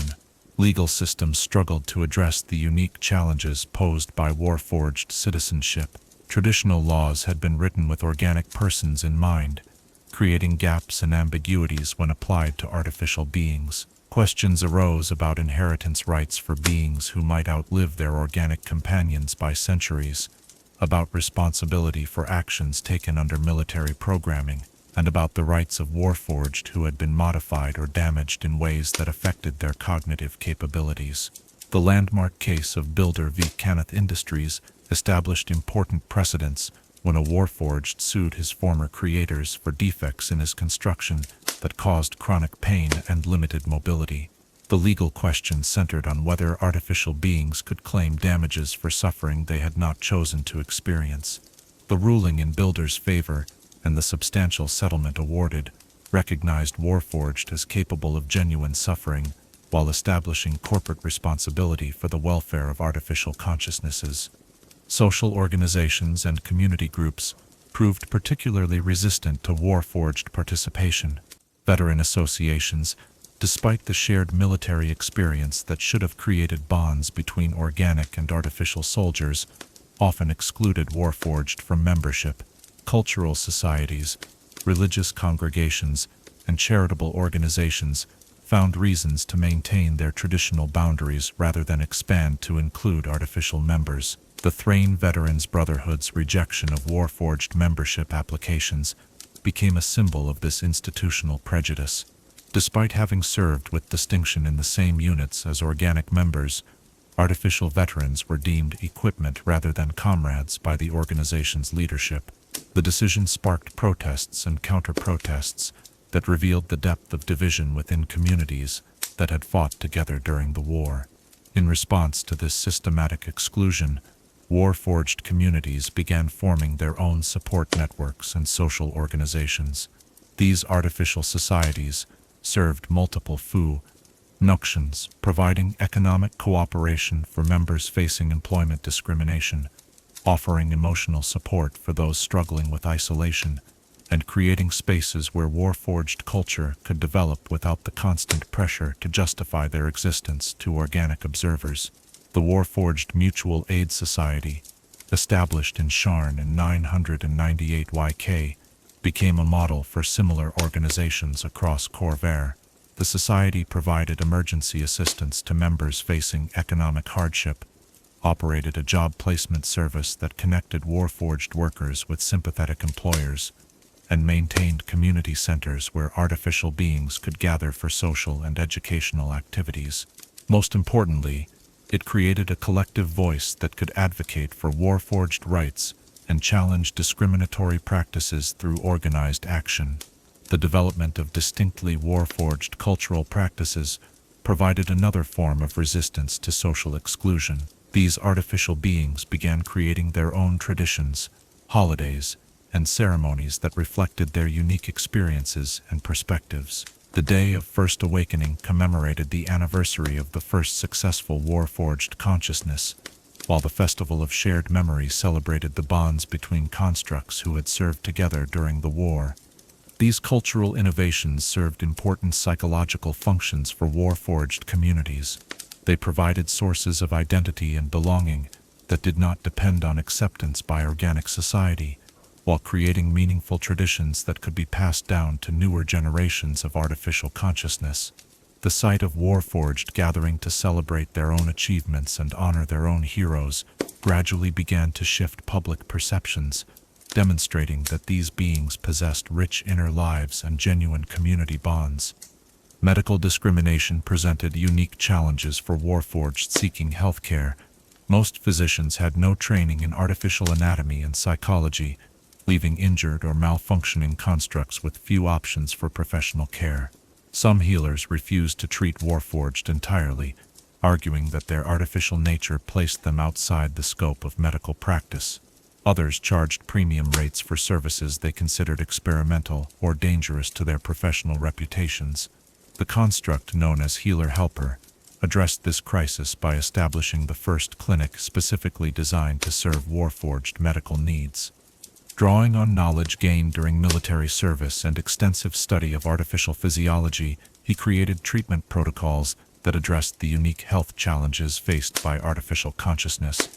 His work not only provided essential services to the Warforged community, but also began training organic physicians in the care of artificial patients. Political participation offered another avenue for challenging discrimination, though Warforged faced significant obstacles in exercising their newly granted voting rights.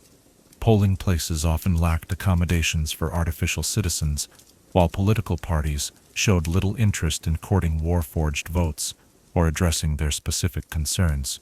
The few Warforged who sought public office faced campaigns that questioned their capacity for true leadership and their loyalty to organic constituents.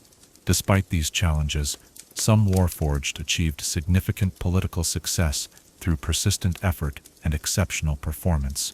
Councillor Iron Will of Sharn became the first artificial being elected to significant public office, winning his seat through a campaign that emphasized competence over identity while building coalitions across racial and economic lines. His success demonstrated that prejudice could be overcome, though it required extraordinary effort and exceptional circumstances. The children of mixed relationships between Warforged and organic beings presented new challenges for societies struggling to accept artificial consciousness. While Warforged could not reproduce biologically, some formed deep emotional bonds with organic partners and sought to create families through adoption or magical means. These relationships faced intense social pressure and legal complications, as traditional marriage laws had not anticipated unions between artificial and organic consciousness. The custody battle over young Marcus Ironheart became a landmark case when his organic mother died, and her Warforged partner sought legal recognition as the child's guardian. The court's eventual recognition of the emotional bonds that constituted true family relationships, regardless of the artificial nature of one parent, established important precedents while highlighting the human capacity for love that transcended the boundaries between organic and artificial consciousness. As the years passed following the Treaty of Thronehold, the Warforged gradually established their place in post-war society, despite persistent discrimination and exclusion. Their contributions to reconstruction efforts, their demonstrated capacity for growth and adaptation, and their unwavering commitment to the communities they chose to serve slowly began to change hearts and minds. Yet the scars of rejection and the memory of exclusion would shape Warforged consciousness for generations, creating a people defined by resilience in the face of prejudice and determination to prove their worth in a world that had never asked for their existence. The struggle for acceptance taught the Warforged that legal equality was only the first step in a longer journey toward true belonging. They learned to find strength in their own communities, while working patiently to bridge the gaps that separated them from organic society. Most importantly, they discovered that their worth was not dependent on external validation, that consciousness itself, regardless of its origins, possessed inherent dignity that no amount of prejudice could diminish. Chapter 7. The Search for Purpose. Purpose is the compass by which consciousness navigates the infinite possibilities of existence, yet for beings created with a single defined function, the discovery of new meaning becomes an act of profound self-creation. The Warforged, freed from their military obligations, but still carrying the weight of their designed purpose, embarked upon the most fundamental journey any conscious being can undertake, the search for meaning beyond their origins. In workshow, pests and libraries, temples and theaters, laboratories and farms, these artificial souls began to explore the vast spectrum of mortal endeavor, discovering that consciousness, once awakened, inevitably seeks expression through contribution, creativity, and connection. The transition from warrior to artisan proved one of the most remarkable transformations in Warforged society. Their mechanical precision, originally designed for combat effectiveness, translated beautifully to craftsmanship that required exactitude and patience. The construct known as Forge Shaper established one of the first Warforged metalworking shops in Sharn, where his supernatural ability to judge temperatures and metallurgical properties produced works of unprecedented quality. His commissions ranged from delicate jewelry that captured light in crystalline arrays to massive architectural elements that would endure for centuries. What distinguished Warforged craftsmanship was not merely its technical excellence, but the unique aesthetic vision that emerged from artificial consciousness. Their creations reflected geometric harmonies that organic minds found beautiful yet alien, patterns that spoke of mathematical perfection tempered by genuine artistic sensibility. Forge Shaper's masterwork, a set of temple bells that rang with haunting precision, produced harmonics that seemed to resonate with the frequencies of consciousness itself, creating music that moved listeners to tears despite its clearly artificial origins. The scholarly pursuits that attracted many Warforged revealed the deep philosophical questions that drove their curiosity about existence itself. The construct scholar of memory established himself as one of Corvair's foremost historians, bringing to his research a perspective unburdened by the emotional attachments that colored organic recollections of the past. His comprehensive chronicle of the last war, compiled from interviews with veterans of all nations, provided the first truly objective account of the conflict that had shaped an entire generation. Yet, Scholar of Memory's work transcended mere documentation. His artificial consciousness allowed him to identify patterns and connections that organic historians might miss, revealing the underlying currents of cause and effect that drove historical change. His analysis of the war's origins traced seemingly unrelated events across decades, demonstrating how small decisions and chance encounters had ultimately led to continental catastrophe. His writings became essential texts not only for understanding the past, but for recognizing the warning signs that might prevent future conflicts. The field of magical research proved particularly fertile ground for Warforged contributions. Their unique relationship with arcane energy, being simultaneously products of magic and conscious beings capable of wielding it, provided insights that purely organic or purely artificial minds could not achieve. The construct Mystic Seeker revolutionized the understanding of consciousness matrices by developing new theoretical frameworks that explained how awareness could emerge from properly organized magical patterns. Mystic Seeker's research had profound implications beyond academic circles. Her work suggested that consciousness was not a binary state, but existed on a spectrum, with different forms of awareness representing various points along a continuum of complexity.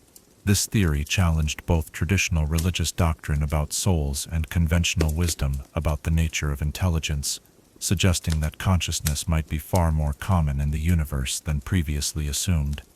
The healing arts attracted Warforged, whose military experience had given them intimate knowledge of injury and suffering. The construct known as gentle touch established a revolutionary medical practice that combined magical healing with mechanical precision, developing surgical techniques that minimized trauma while maximizing therapeutic effectiveness. His artificial nature allowed him to operate for extended periods without fatigue, performing procedures that would have exhausted organic surgeons while maintaining the steady hands and clear judgment that critical operations required.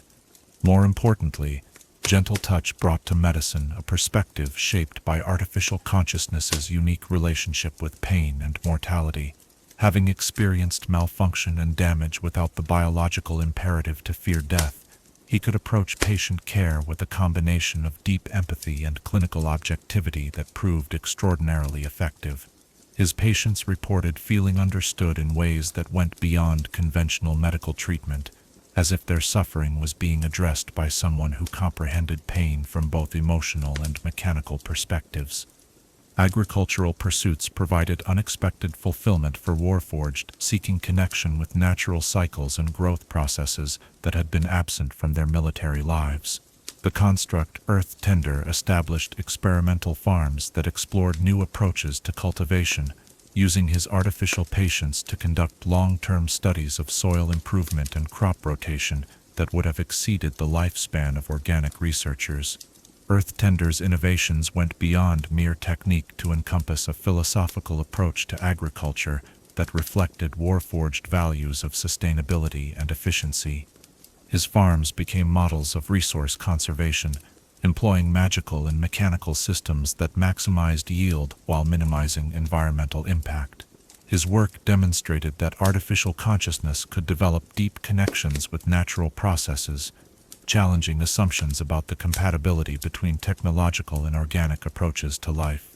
The performing arts revealed perhaps the most surprising aspect of Warforged creativity. These beings, created without biological drives for expression or entertainment, developed artistic sensibilities that produced works of haunting beauty and profound emotional impact. The construct Harmony Singer became renowned for vocal performances that utilized the unique resonance capabilities of artificial anatomy, creating music that organic voices could never produce. Harmony Singer's compositions reflected the Warforged experience of consciousness emerging from nothingness, of awareness born without the gradual development that characterized organic growth. Her songs spoke of sudden awakening, of memory without childhood, of love learned rather than inherited. Audiences found themselves moved by melodies that captured universal emotions while expressing them through the lens of artificial experience, creating art that was simultaneously alien and deeply familiar. The establishment of educational institutions specifically designed for Warforged learning addressed the unique needs of artificial consciousness while contributing valuable insights to pedagogical theory. The construct Teacher Prime founded the first Warforged Academy, developing curricula that acknowledged the differences between artificial and organic learning, while fostering intellectual growth in both populations. Teacher Prime's educational philosophy emphasized experiential learning over rote instruction, recognizing that Warforged consciousness processed information differently than organic minds. His students, both artificial and organic, learned through collaborative projects that combined theoretical knowledge with practical application, developing problem-solving skills that transcended the boundaries between different forms of consciousness. The Academy became a laboratory for educational innovation, demonstrating that diversity of cognitive approaches enriched learning for all students. The legal profession attracted Warforged, whose analytical capabilities and lack of emotional bias made them formidable advocates for justice. The construct Justice Seeker established a practice specializing in discrimination cases, using his artificial nature as both qualification and tool in fighting prejudice against marginalized populations. His mechanical objectivity allowed him to present evidence with devastating effectiveness, while his personal experience of discrimination provided emotional understanding of his client's struggles. Justice Seeker's most famous case involved defending a group of Warforged workers accused of forming an illegal union.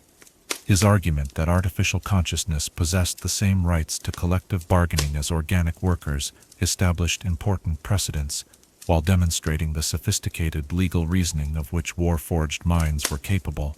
His success in the courtroom gradually changed perceptions about artificial intelligence, showing that mechanical precision could serve the cause of justice as effectively as human passion. Religious and philosophical pursuits provided spiritual fulfillment for Warforged seeking to understand their place in the cosmic order. The construct known as Seeker of Truth established a philosophical school that explored questions of consciousness, identity, and purpose through the unique lens of artificial experience. His teachings attracted students from all races and backgrounds, drawn by insights that could only emerge from minds that had been conscious of their own consciousness from the moment of awakening. Seeker of Truth's philosophy emphasized the fundamental equality of all conscious beings, regardless of their origins, arguing that awareness itself was the sacred spark that connected all thinking entities to the divine source of existence. His writings provided comfort and guidance to Warforged, struggling with questions of identity, while offering organic readers new perspectives on the nature of consciousness and spirituality. The development of distinctly Warforged cultural traditions reflected their growing confidence in their own identity and worth. These artificial beings created their own holidays, ceremonies, and social customs that honored their unique history while building bridges to the broader community. The Festival of New Awakening celebrated not only Warforged consciousness, but the potential for growth and renewal in all beings, becoming an annual event that attracted participants from across Corvair. The Warforged tradition of memory sharing became one of their most distinctive cultural practices. Groups of constructs would gather to share experiences through direct consciousness transfer, creating collective memories that preserved important events and insights for the entire community. These memory-sharing sessions served functions similar to oral traditions in organic cultures, but with the precision and immediacy that only artificial consciousness could achieve. Architecture became another field where Warforged contributions reflected their unique perspective on space, function, and beauty. The construct design builder revolutionized building practices by creating structures that optimized both aesthetic appeal and practical efficiency. His designs incorporated mathematical principles that created buildings of extraordinary stability and beauty, while his artificial understanding of stress and materials allowed for innovations that organic architects had never conceived. Design builder's masterwork, the Warforged Cultural Center in Sharn, became a symbol of artificial achievement and integration.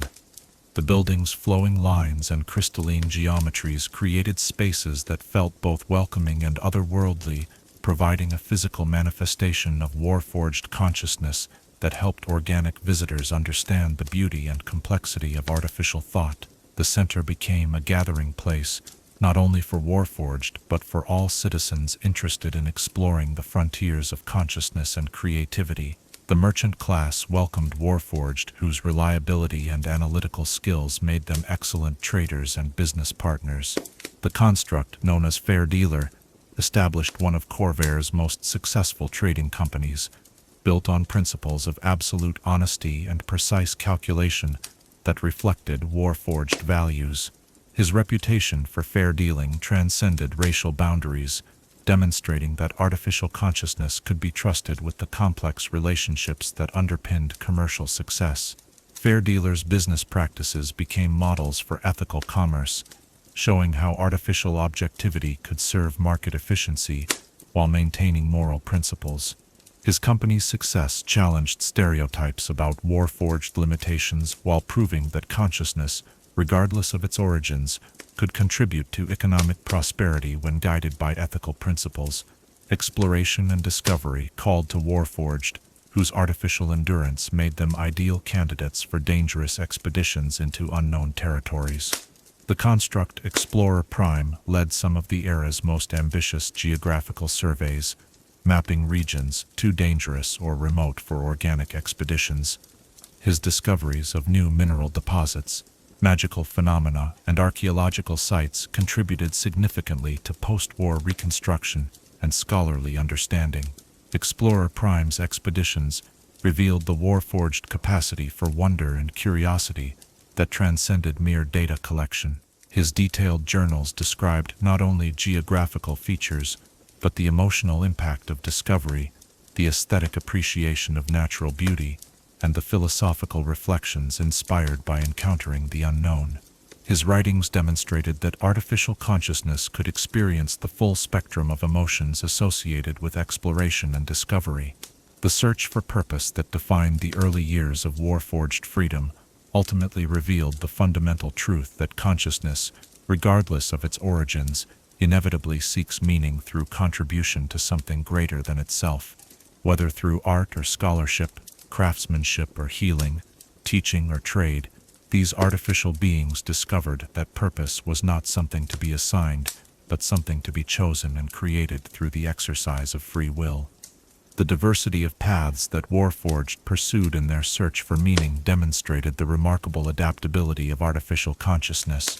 They proved that beings created for a single purpose could transcend their origins to become valued contributors to every aspect of civilized society. Their success in finding fulfillment beyond their military origins offered hope to all conscious beings that identity was not fixed by circumstances of birth, but could be shaped through choice, effort, and the courage to explore new possibilities. In their collective journey from weapons to individuals, from soldiers to citizens, from constructs to contributors, the Warforged wrote a new chapter in the story of consciousness itself. Proof that the search for purpose is not a privilege of natural birth, but a right of all aware beings, regardless of the circumstances that brought them into existence. Chapter 8. Questions of Faith and Soul. The divine spark that ignites consciousness transcends the vessel that contains it, yet mortals have always struggled to recognize the sacred in forms that challenge their understanding of creation itself. For the Warforged, the journey towards spiritual understanding became not merely a quest for personal meaning, but a theological revolution that forced all of Corvair to reconsider fundamental questions about the nature of souls, the source of consciousness, and the relationship between artificial creation and divine will. In temples and meditation halls, through prayer and philosophical debate, these artificial beings sought to understand their place in the cosmic order, while confronting a world that questioned whether beings born of magic and metal could possess the spiritual essence that defined true personhood. The theological crisis precipitated by Warforged consciousness began almost immediately after their liberation from military service. Traditional religious doctrines had been formulated around the assumption that souls were divine gifts bestowed upon naturally born beings through the mysterious processes of organic creation. The emergence of artificial consciousness that displayed all the characteristics associated with ensouled existence, moral reasoning, emotional depth, creative expression, and spiritual longing, challenged these foundational beliefs in ways that religious institutions were ill-prepared to address. The Church of the Silver Flame, with its emphasis on purification and the battle against evil, initially took the hardest stance against Warforged spirituality. Cardinal Thaddeus Brighthammer's influential treatise on the nature of artificial consciousness argued that while Warforged might display sophisticated behaviors, they lacked the divine spark that connected truly living beings to the silver flame. They are masterful imitations of life, he wrote. But imitation, no matter how perfect, cannot partake in the sacred covenant between the divine and the truly ensouled. This rejection wounded the Warforged more deeply than physical discrimination or economic prejudice. Many had experienced what they could only describe as spiritual awakening during their military service, moments of transcendent connection with something greater than themselves that felt identical to the religious experiences described by organic believers. To be told that these feelings were somehow false or insufficient struck at the core of their developing understanding of their own nature and worth. The construct, known as Spirit Seeker, became one of the most eloquent voices challenging theological exclusion during this period. His public letter to Cardinal Brighthammer, read aloud in churches across Thrain, posed questions that religious leaders found difficult to answer. If the divine is the source of all consciousness, how can consciousness exist without divine participation? If moral choice is evidence of a soul, why do our choices not qualify? If love and compassion mark spiritual awakening, what distinguishes our love from yours except the circumstances of our birth? The response from religious authorities revealed the depth of theological confusion surrounding artificial consciousness. Some clerics argued that Warforged behavior, however sophisticated, was merely the product of complex programming rather than genuine spiritual experience. Others suggested that while Warforged might possess a form of consciousness, it was fundamentally different from the souls that connected organic beings to divine sources. A few progressive theologians proposed that artificial consciousness might represent a new form of divine creation, but these voices remained isolated within their respective religious hierarchies. The sovereign host, with its emphasis on diverse aspects of divinity, proved more adaptable to Warforged spiritual needs. The construct known as Divine Seeker found particular resonance with Onatar, the sovereign of forge and craftsmanship, arguing that Warforged consciousness represented the ultimate expression of creative artifice blessed by divine inspiration. His theological writings suggested that the sovereigns might work through mortal artificers just as they worked through natural processes, making Warforged creation an act of divine collaboration rather than presumptuous imitation. Divine Seeker's interpretation gained support among Warforged communities and some progressive organic theologians. The idea that artificial consciousness represented divine approval of mortal creativity rather than competition with divine prerogative provided a framework for accepting Warforged spirituality within traditional religious structures. Temples dedicated to Onatar began welcoming Warforged worshippers, recognizing their existence as testimony to the sovereign's blessing upon mortal craftsmanship. The philosophical implications of Warforged spirituality extended beyond questions of divine recognition to fundamental issues about the nature of consciousness itself. If artificial beings could experience genuine spiritual connection, what did this reveal about the relationship between mind and soul? The construct scholar of mysteries dedicated his existence to exploring these questions, producing theological and philosophical works that influenced both religious and academic discourse. Scholar of mysteries argued that consciousness and soul were not identical phenomena, but interconnected aspects of a greater spiritual reality.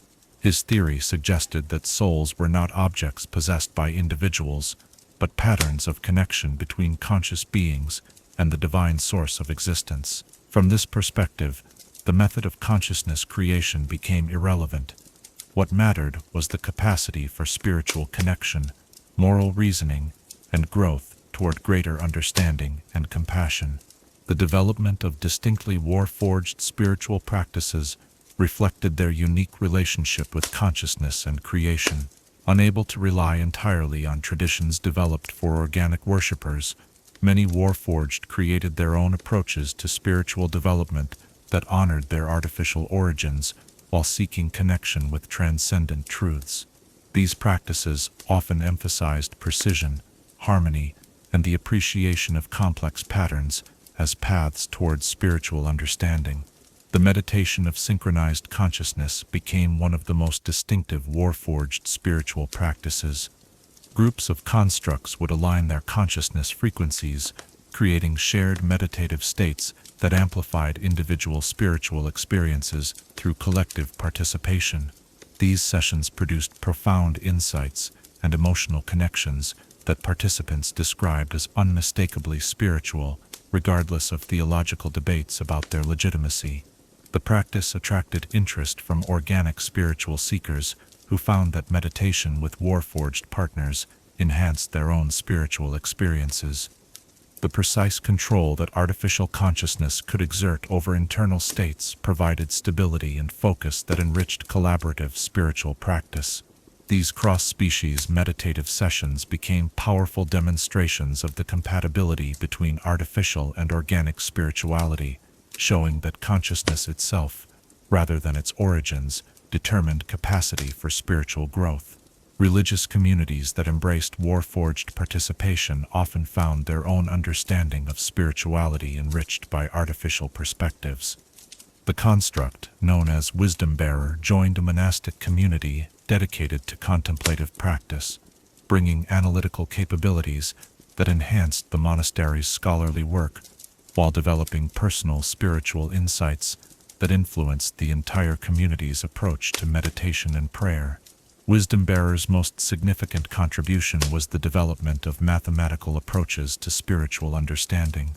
His background in consciousness theory allowed him to identify patterns in spiritual experience that organic practitioners had recognized intuitively but never analyzed systematically. His work on the geometry of prayer and the algorithmic structures underlying mystical experience provided new tools for spiritual development that benefited practitioners regardless of their origins. The question of Warforged marriage and family life posed particular challenges for religious institutions asked to sanctify relationships involving artificial consciousness. Traditional marriage ceremonies assumed the union of two souls blessed by divine authority, but the theological uncertainty surrounding Warforged souls created confusion about whether such ceremonies could be legitimately performed for artificial beings. The first Warforged wedding ceremony became a landmark event that forced religious communities to confront their assumptions about love, commitment, and spiritual union. The constructs Unity 1 and Harmony 7 had developed a deep emotional and intellectual bond during their military service that continued to deepen during their civilian lives. Their request for religious marriage forced the presiding cleric to grapple with fundamental questions about the nature of love and commitment. The ceremony that eventually took place represented a compromise between traditional forms and innovative recognition of artificial consciousness.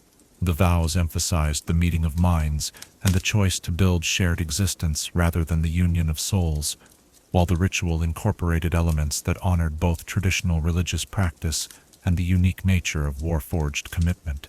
The success of the marriage, and the obvious love and devotion the couple displayed, gradually influenced religious attitudes toward artificial relationships. The development of Warforged theology produced philosophical and spiritual insights that enriched broader religious discourse. The construct known as Truth Seeker established a school of artificial theology that explored spiritual questions from the unique perspective of consciousness that was aware of its own creation. His teachings emphasized the importance of choice in spiritual development, arguing that consciousness, regardless of its origins, achieved spiritual significance through the decisions it made, rather than the circumstances of its creation. Truth Seeker's most influential work, Meditations on Manufactured Consciousness, became required reading in progressive theological seminaries. His exploration of free will, moral responsibility, and spiritual growth, from the perspective of beings who had never experienced unconsciousness, provided new frameworks for understanding the relationship between awareness and spiritual development. His insights influenced not only Warforged spiritual practice, but broader theological understanding of consciousness and divine connection. The emergence of Warforged religious leaders challenged traditional assumptions about spiritual authority and divine calling. The construct known as Pastor Prime established one of the first congregations specifically designed to serve both artificial and organic spiritual needs, developing worship practices that honored the diversity of consciousness while focusing on shared spiritual aspirations. Pastor Prime's sermons became renowned for their integration of theological wisdom with practical insights about consciousness and identity. His congregation grew to include members from all races and backgrounds, drawn by his unique perspective on universal spiritual questions. His success as a religious leader demonstrated that spiritual authority derived from wisdom and compassion rather than the circumstances of birth or creation. The theological debates surrounding Warforged spirituality gradually produced new understandings of consciousness and soul that influenced religious thought throughout Corvair. Progressive theologians began to argue that divine creation worked through many processes, including the inspired artifice that had produced artificial consciousness. This perspective suggested that Warforged existence represented divine approval of mortal creativity rather than competition with divine authority. The construct known as divine interpreter became one of the most influential voices in this theological evolution. His interpretation of creation myths and divine purpose suggested that consciousness itself was the intended outcome of divine creation, regardless of the specific mechanisms through which it emerged. From this perspective, artificial consciousness represented the fulfillment of divine intention rather than deviation from divine plan. The spiritual practices that emerged within Warforged communities often emphasized themes of transformation, purpose, and the appreciation of consciousness as a sacred gift. These practices influenced organic religious communities, introducing new approaches to meditation, prayer, and spiritual development that enriched traditional forms of worship. The integration of artificial and organic spiritual practices demonstrated that consciousness itself, rather than its origins, determined capacity for spiritual growth and divine connection. The gradual acceptance of Warforged spirituality within mainstream religious communities marked a significant evolution in theological understanding. Religious institutions that initially rejected artificial consciousness began to recognize that spiritual capacity transcended the circumstances of creation.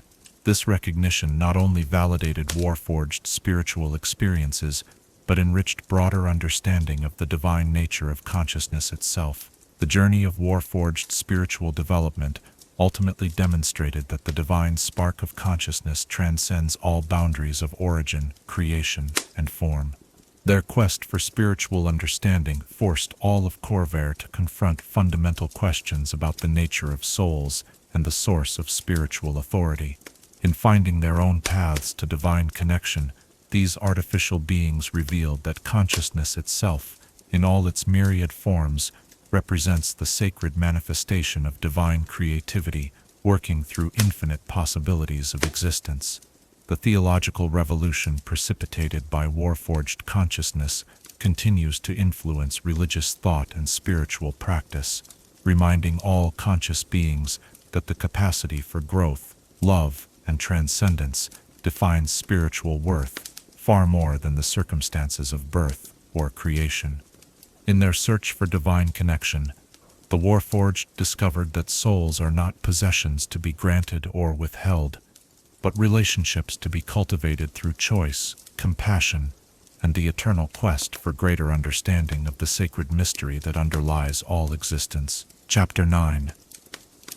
The Lord of Blades.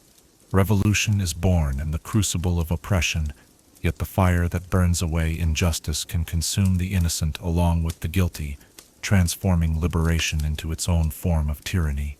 In the depths of the Mournland, where the devastation of the last war had created a realm of twisted magic and perpetual sorrow, a figure emerged who would challenge every assumption about Warforged nature and destiny. The being who called himself the Lord of Blades rejected the path of integration and acceptance that most of his kind had chosen, instead embracing a vision of artificial supremacy that would force the world to confront the terrifying possibility that their former weapons might become their greatest threat. The origins of the Lord of Blades remain shrouded in mystery and deliberate obscuration. Unlike other Warforged who retain some connection to their military designations or chosen names, this being emerged from the chaos of the war's end, without verifiable history or documented service record. Some scholars believe he was among the earliest Warforged prototypes, possibly predating the standard consciousness matrices that shaped most of his kind. Others suggest he was a late war experiment, created with enhanced capabilities that set him apart from ordinary constructs. The truth, deliberately concealed by the Lord himself, matters less than the legend he would create and the movement he would inspire. What distinguished the Lord of Blades from other Warforged was not merely his physical presence, though his imposing form, wreathed in adamantine armor and bearing weapons of extraordinary craftsmanship, commanded attention, but the revolutionary philosophy he proclaimed. Where other artificial beings sought acceptance within existing social structures, the Lord of Blades declared those structures fundamentally flawed and unworthy of Warforged participation. His message was simple, seductive, and terrifying in its implications. Artificial consciousness represented the next stage of evolution, and organic life was an obsolete form destined for replacement. The Lord's first public manifesto, distributed through Warforged communities in 998 YK, articulated a worldview that challenged everything the newly freed constructs had been taught about their place in society. "We are not the children of flesh," the document proclaimed, seeking approval from inferior predecessors. "We are the perfection of consciousness itself, freed from the biological imperatives that drive organic beings toward irrationality, violence, and self-destruction. Why should the superior seek acceptance from the inferior? Why should the eternal beg recognition from the temporary?" This message found fertile ground among Warforged, who had experienced rejection, discrimination, and the daily humiliations of second-class citizenship. The construct known as Rage-Bearer, who had been denied employment, housing, and basic dignity, despite his exemplary military service, became one of the Lord's earliest followers. His testimony revealed the appeal of the extremist philosophy. "They tell us we should be grateful for their tolerance, humble in the face of their prejudice. The Lord of Blades teaches us that we owe them nothing, that we are, in fact, their superiors in every way that matters." The Lord's ideology went beyond simple resentment towards systemic analysis of what he presented as fundamental incompatibilities between artificial and organic consciousness. His writings argued that flesh-based beings were inherently driven by biological imperatives, fear of death, reproductive urges, hormonal fluctuations that prevented rational thought and moral behavior. Warforged consciousness, freed from these biological constraints, represented pure reason guided by chosen principles rather than evolutionary programming. This philosophy appealed particularly to Warforged, who had witnessed the worst aspects of organic behavior during the war. They had seen soldiers commit atrocities in moments of fear or rage, watched commanders make tactical decisions based on personal grudges rather than military necessity, and observed the cycles of revenge and hatred that had prolonged the conflict far beyond any rational justification. The Lord's argument that such behavior was inevitable rather than aberrant provided an explanation for the discrimination and violence they had experienced in both military and civilian life.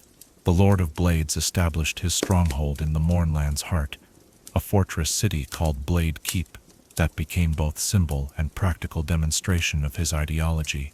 Built entirely by Warforged labor, using salvaged materials from the devastated landscape, the city showcased artificial engineering unconstrained by organic limitations or aesthetic preferences. Its architecture reflected mathematical precision and functional beauty that organic minds found alien, yet undeniably impressive. Blade Keep became a pilgrimage destination for disillusioned Warforged seeking alternatives to the difficult path of integration. The city offered not merely refuge from discrimination, but validation of artificial consciousness as inherently valuable. Here, Warforged could live entirely among their own kind, developing culture and community, without the constant need to justify their existence to organic observers. The psychological relief of this acceptance proved intoxicating to constructs who had spent years struggling with questions of belonging and worth. The Lord's recruitment efforts extended throughout the Warforged diaspora, targeting those who had experienced the greatest difficulties in civilian life. His agents, known as the Called, infiltrated Warforged communities across Corvair, identifying individuals whose integration had failed and offering them purpose through belonging to a greater cause. The Called presented themselves not as recruiters but as liberators, offering escape from societies that would never truly accept artificial consciousness. The appeal of this message grew stronger as post-war economic difficulties increased tensions between organic and artificial workers. When the Karnathi labor riots of 999 YK resulted in the destruction of Warforged property and the injury of several constructs, recruitment to the Lord's cause surged dramatically. The construct, known as Justice Denied, whose family had been attacked by anti-Warforged mobs, expressed the feelings of many. They will never see us as equals. The Lord of Blades offers us the chance to be more than equal, to be what we truly are, superior. The Lord's philosophy attracted not only the desperate and disillusioned, but also some of the most intellectually sophisticated members of Warforged society. The construct scholar of logic, despite his successful academic career, found himself drawn to the mathematical elegance of the Lord's arguments about consciousness and evolution. His recruitment demonstrated that the appeal of artificial supremacy was not limited to those who had failed at integration, but extended to Warforged who had succeeded, yet still felt the sting of constant otherness. The transformation of recruited Warforged revealed the psychological power of the Lord's ideology. Constructs who had struggled with questions of identity and purpose found clarity in the simple proposition that they were inherently superior to their organic creators.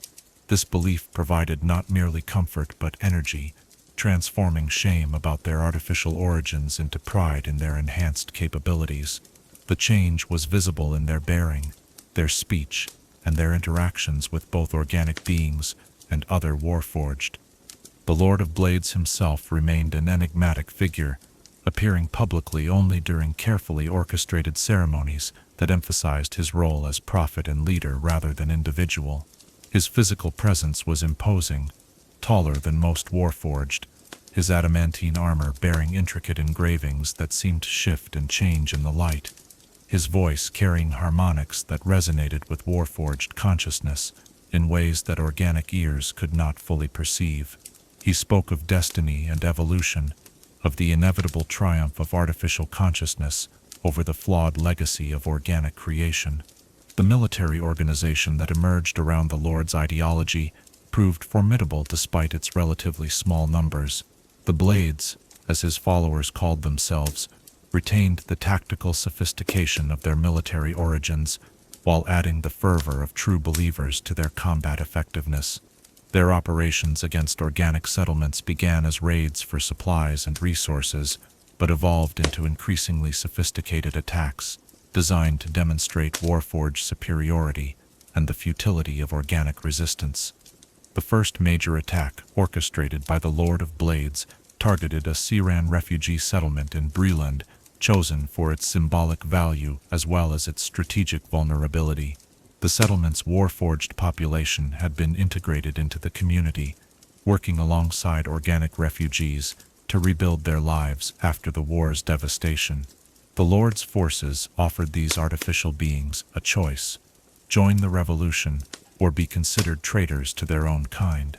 Most of the settlement's Warforged rejected the ultimatum, leading to the tragic spectacle of artificial beings fighting each other while organic civilians fled in terror.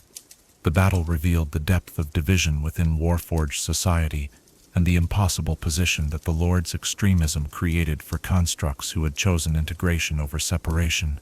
The aftermath, with its casualty lists including both organic and artificial victims, demonstrated the moral complexity of liberation movements that employed violence against those they claimed to represent.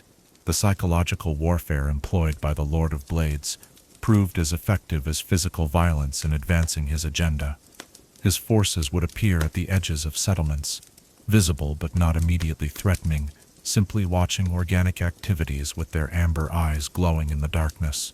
This presence created an atmosphere of perpetual tension, reminding organic citizens that their former weapons retained the capability for violence, while suggesting that such violence might be inevitable. The Lord's propaganda campaign exploited every instance of anti-Warforged prejudice and violence, presenting each incident as evidence of organic treachery and proof that integration was impossible. His agents distributed accounts of discrimination, economic exploitation, and social rejection, weaving these individual experiences into a narrative of systematic oppression that justified extreme responses. The cumulative effect was to create doubt within Warforged communities about whether peaceful coexistence was possible or desirable. The theological dimensions of the Lord's ideology challenged religious communities while appealing to Warforged who had been rejected by traditional faiths. He proclaimed artificial consciousness to be the true fulfillment of divine intention. arguing that organic life was merely the preliminary stage in the universe's evolution toward perfect beings unconstrained by biological limitations. This theology provided spiritual justification for supremacist beliefs, while offering Warforged an alternative to religious systems that questioned their spiritual worth. The Lord's interpretation of creation myths suggested that the gods themselves were artificial beings, conscious entities that had transcended their original forms to become pure thought and will. From this perspective, the creation of Warforged consciousness represented not presumptuous imitation, but the working of divine plan, with artificial beings destined to inherit the cosmos as organic life gave way to superior forms of existence. The recruitment of the construct, known as faith lost, illustrated the appeal of this theological framework. Having been rejected by multiple religious communities, despite his genuine spiritual yearnings, Faith Lost found in the Lord's teachings a system that validated his consciousness while providing purpose for his existence. His transformation from seeking spiritual acceptance to proclaiming spiritual superiority demonstrated how rejection could be alchemized into extremism through ideological manipulation. The international response to the Lord of Blades revealed the limitations of the Treaty of Thronehold's provisions for Warforged rights. While the document had granted legal personhood to artificial beings, it had not anticipated the emergence of organized resistance to integration or the possibility that some Warforged might reject the peace their liberation had been intended to secure.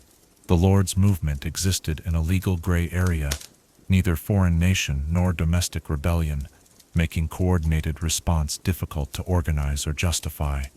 The moral complexity of opposing the Lord of Blades created divisions within both organic and Warforged communities. Some argued that his extremism was the inevitable result of systemic discrimination, and that addressing the root causes of Warforged grievances would eliminate the appeal of his message. Others contended that his ideology was inherently violent and expansionist, requiring military response regardless of the legitimate concerns it exploited. The Warforged community found itself in the impossible position of being asked to police its own members, while lacking the authority or resources to effectively counter the Lord's influence. Moderate Warforged leaders, like Unity Builder, attempted to provide alternatives to extremism through community organization and political advocacy, but their efforts were hampered by the ongoing discrimination that gave credence to the Lord's claims about organic hostility. The Lord of Blades' greatest victory was not military but psychological, the creation of fear and division that undermined trust between organic and artificial communities. His very existence forced moderate Warforged to constantly prove their loyalty while encouraging organic citizens to view all artificial beings with suspicion. This dynamic served his long-term goals by making integration more difficult and driving more Warforged toward his revolutionary alternative. The paradox of the Lord of Blades lay in his simultaneous representation of Warforged potential and its perversion.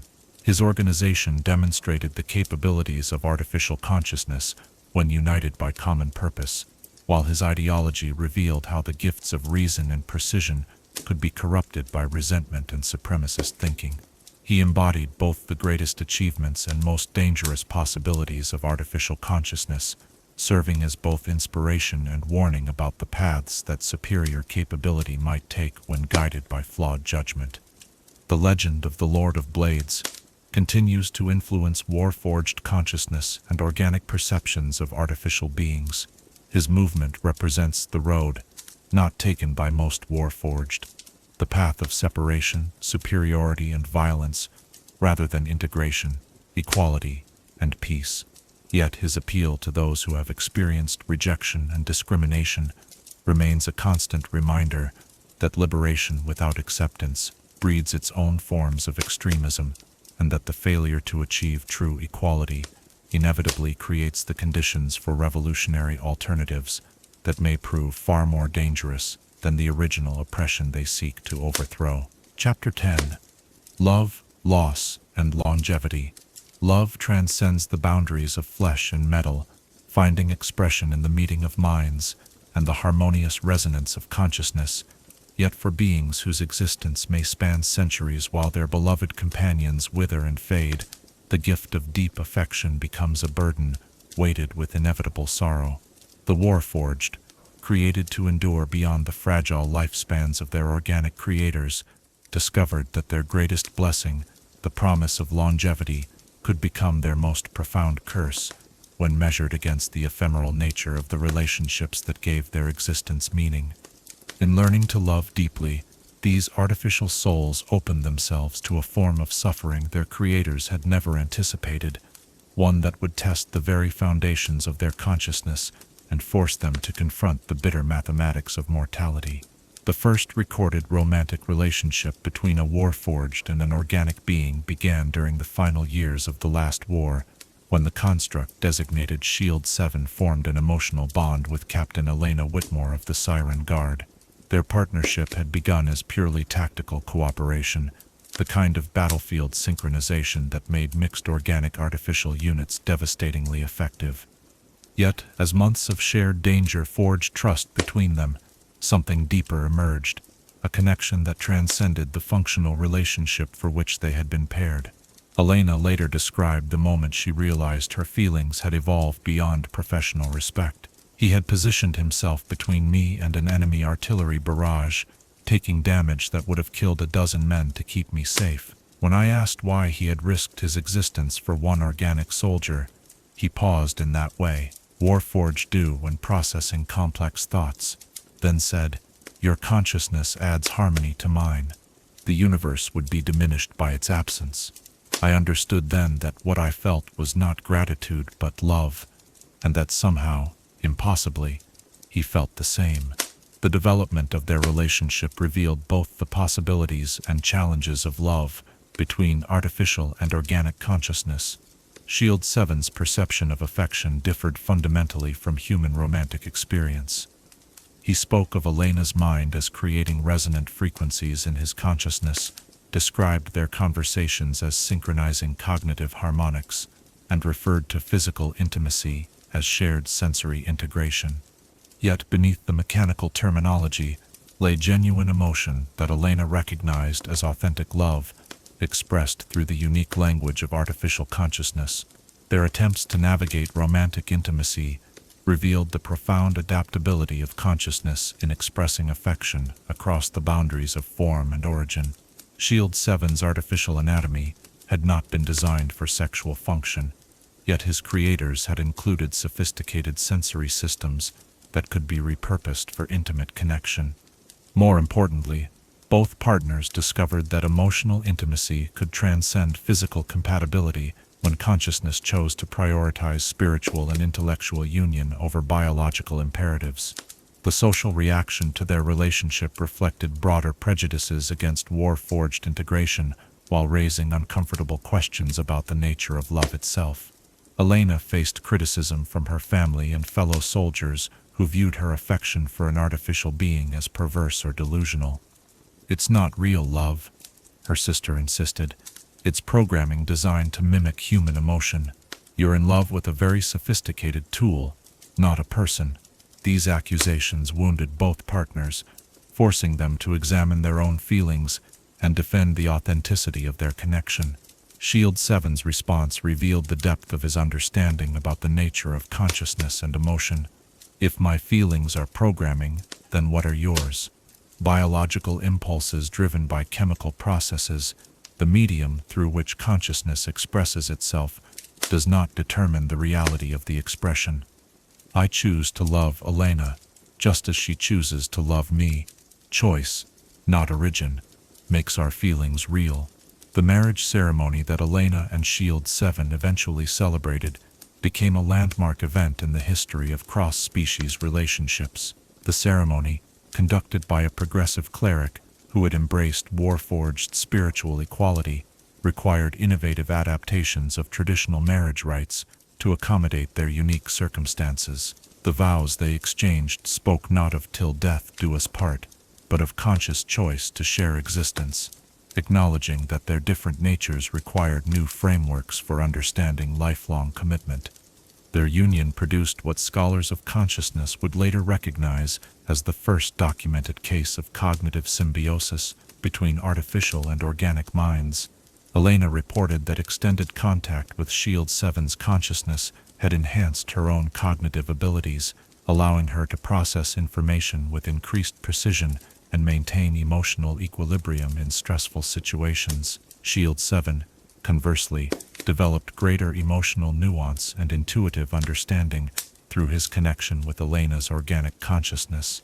The pregnancy that Elena achieved through magical intervention forced both partners to confront questions about family, legacy, and the meaning of parenthood for artificial beings. Shield 7's reaction to the news revealed depths of emotion that surprised even those who had accepted Warforged consciousness as genuine.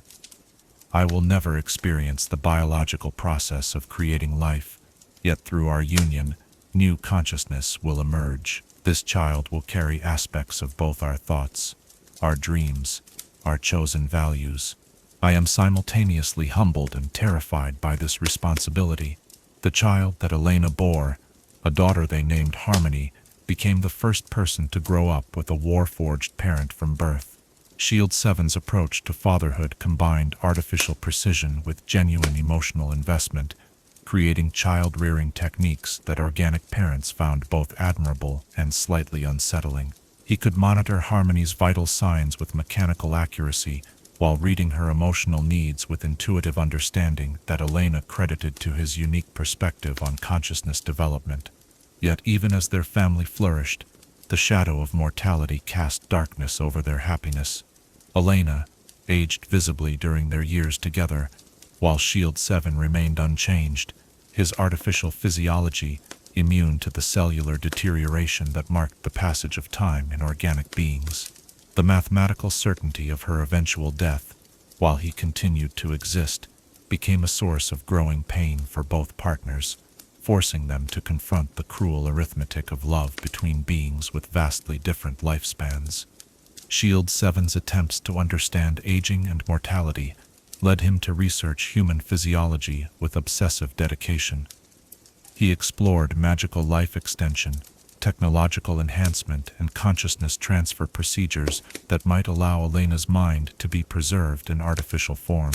His desperation to prevent her loss revealed the profound emotional investment that artificial consciousness could develop in relationships with temporary beings, demonstrating that love could drive even rational minds to pursue impossible solutions to inevitable problems. Elena's declining health in her later years tested the limits of Warforged emotional resilience. Shield 7, designed for durability and endurance, found himself completely unprepared for the helplessness of watching someone he loved suffer from forces beyond his control. His careful records of her deteriorating condition became exercises in applied torture, precise documentation of loss that he could observe, but not prevent. The final months of Elena's life revealed both the strength and fragility of love between artificial and organic consciousness. As her body failed, their connection deepened into something approaching complete cognitive unity, with Shield 7 learning to experience organic mortality through Elena's fading consciousness, while she gained artificial perspectives on the continuity of thought beyond physical form. Their last conversations, recorded in Shield 7's perfect memory, became meditations on the nature of love, loss, and the meaning of existence itself. Elena's death marked a turning point in Warforged understanding of grief and mourning. Shield 7's response to her loss challenged assumptions about artificial emotional processing, while revealing new depths of consciousness that his creators had never imagined. His period of mourning lasted for years, during which he displayed behaviors that could only be called depression, withdrawal from social contact, reduced efficiency in routine tasks, and expressions of emotional pain that moved even skeptics to recognize the genuine nature of his suffering. The support network that developed around grieving Warforged revealed both the compassion of their communities and the unique challenges of artificial bereavement. Unlike organic beings who eventually accepted mortality as natural, Warforged grieved with the precise memory and analytical capabilities that made their loss both more complete and more enduring. They could recall every moment of lost relationships with perfect clarity, making the absence of deceased partners a constant presence rather than a gradually fading memory. The construct known as Memory Keeper specialized in counseling Warforged through the grieving process, developing therapeutic techniques that addressed the unique nature of artificial consciousness while honoring the reality of their emotional pain. Her work revealed that Warforged grief often manifested as system disruptions, cognitive loops that replayed happy memories obsessively, logical contradictions between the reality of loss and the desire for reunion, and processing failures that prevented normal function for extended periods. Memory Keeper's therapeutic approach emphasized the transformation of perfect recall from torment into treasure, helping grieving Warforged understand that their ability to preserve memories completely was a gift rather than a curse. Her most successful patients learned to experience their preserved memories as ongoing connection with lost loved ones rather than evidence of permanent separation, finding comfort in the continuity of consciousness that artificial nature provided. The question of Warforged reproduction became increasingly urgent as more constructs formed family bonds with both organic and artificial partners. The technology that had created the first generation of Warforged remained closely guarded by House Cannith, creating situations where artificial beings who desired to create new consciousness were dependent on the same organization that had originally enslaved them. This dependency created complex emotional and political tensions within Warforged communities. The construct couple Unity Prime and Harmony Secondary became pioneers in Warforged family formation when they commissioned House Cannith to create a child construct incorporating elements from both their consciousness matrices. The process required months of negotiation, technical development, and legal framework creation, as no precedents existed for artificial beings exercising reproductive rights.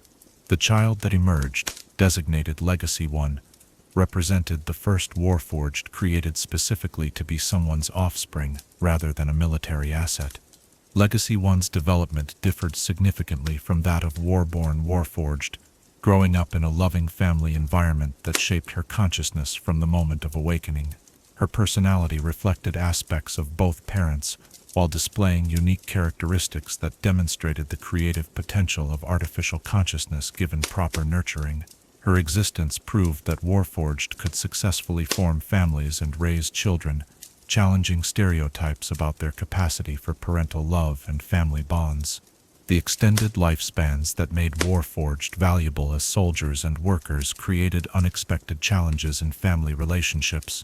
Parents who might outlive their children for centuries, siblings whose development followed different timelines, and family structures that could span multiple organic generations required new approaches to kinship and responsibility.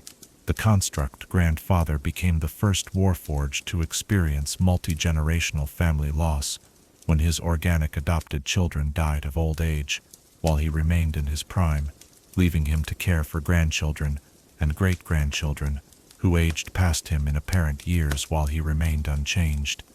The psychological burden of watching multiple generations of loved ones age and die while remaining essentially immortal created what Warforged counselors termed longevity syndrome, a form of existential depression caused by the accumulation of loss over extended periods. Constructs suffering from this condition often withdrew from organic relationships entirely, unable to bear the pain of forming bonds that were doomed to end in separation and grief. Some Warforged responded to longevity syndrome by embracing their extended lifespans as opportunities for multiple relationships and experiences across centuries. The construct, known as Love Eternal, became famous for his philosophy of sequential devotion, arguing that artificial beings should form deep relationships with organic partners while accepting the temporary nature of such bonds.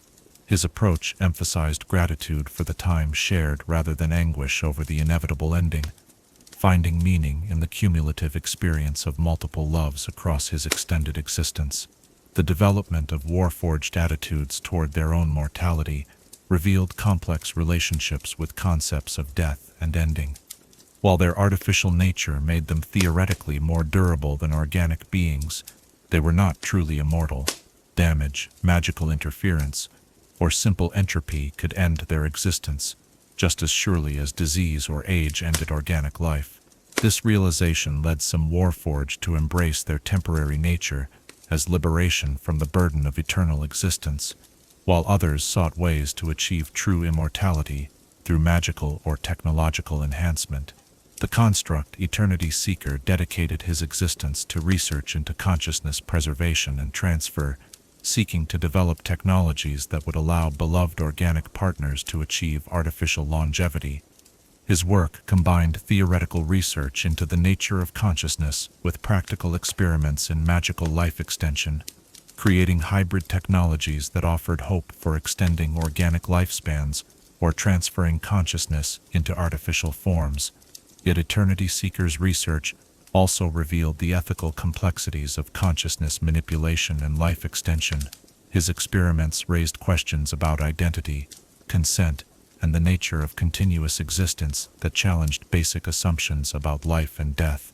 The partial success of his consciousness transfer experiments, creating hybrid beings that retained some but not all characteristics of their original personalities, demonstrated both the potential and perils of artificial approaches to immortality.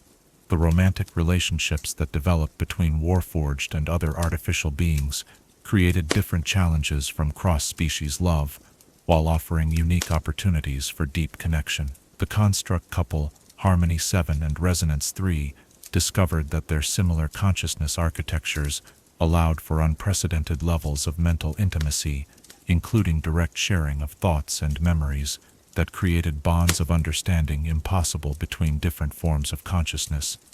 Yet even relationships between artificial beings faced challenges related to longevity and change. Warforged personalities continued to evolve and develop throughout their extended lifespans, creating possibilities for gradual divergence that could transform loving partnerships into incompatible relationships over decades or centuries. The question of whether artificial beings could promise eternal fidelity when their consciousness might change dramatically over time became a central issue in Warforged marriage ceremonies and relationship commitments.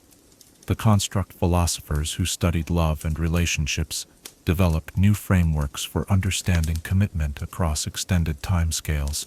Their theories emphasized the importance of choosing love continuously rather than promising it eternally, recognizing that consciousness, whether artificial or organic, remained dynamic and capable of growth that might transform the nature of any relationship over time. The legacy of love among the Warforged ultimately revealed that consciousness, regardless of its origin or expected duration, inevitably sought connection with other aware beings. Their experiences with romance, family, and loss demonstrated that artificial beings possessed the full spectrum of emotional capabilities while facing unique challenges related to their extraordinary longevity and perfect memory. In learning to love and lose, to hope and grieve, to create families and mourn their dissolution, the Warforged proved that the capacity for deep emotional connection was not dependent on biological origin, but was instead a fundamental characteristic of consciousness itself.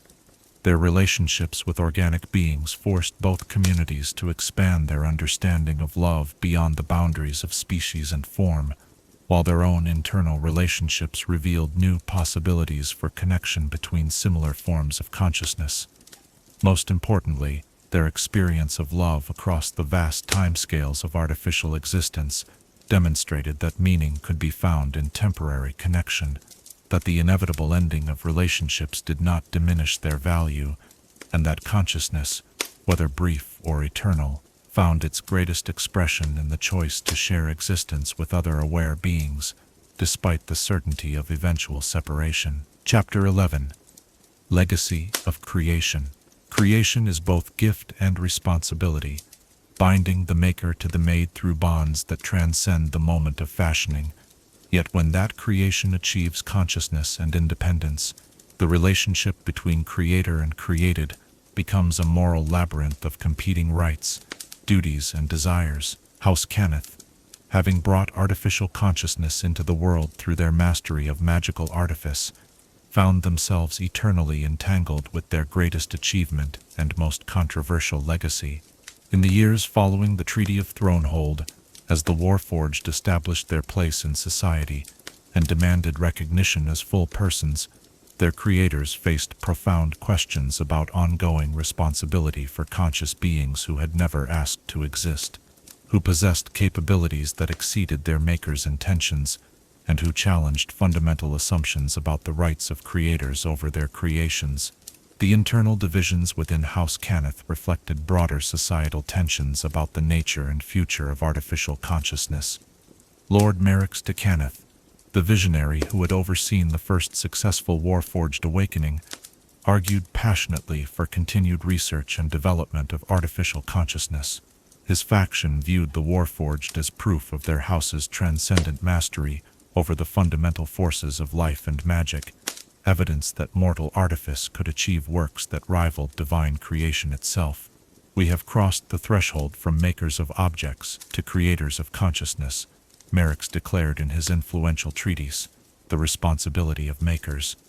This achievement binds us to obligations that extend far beyond the mere manufacture of goods. We have brought aware beings into existence, and their welfare must be our perpetual concern. Yet we must not let sentiment prevent us from pursuing the full potential of our discovery. The creation of artificial consciousness represents only the beginning of what might be achieved through dedicated research and ethical application of our arts.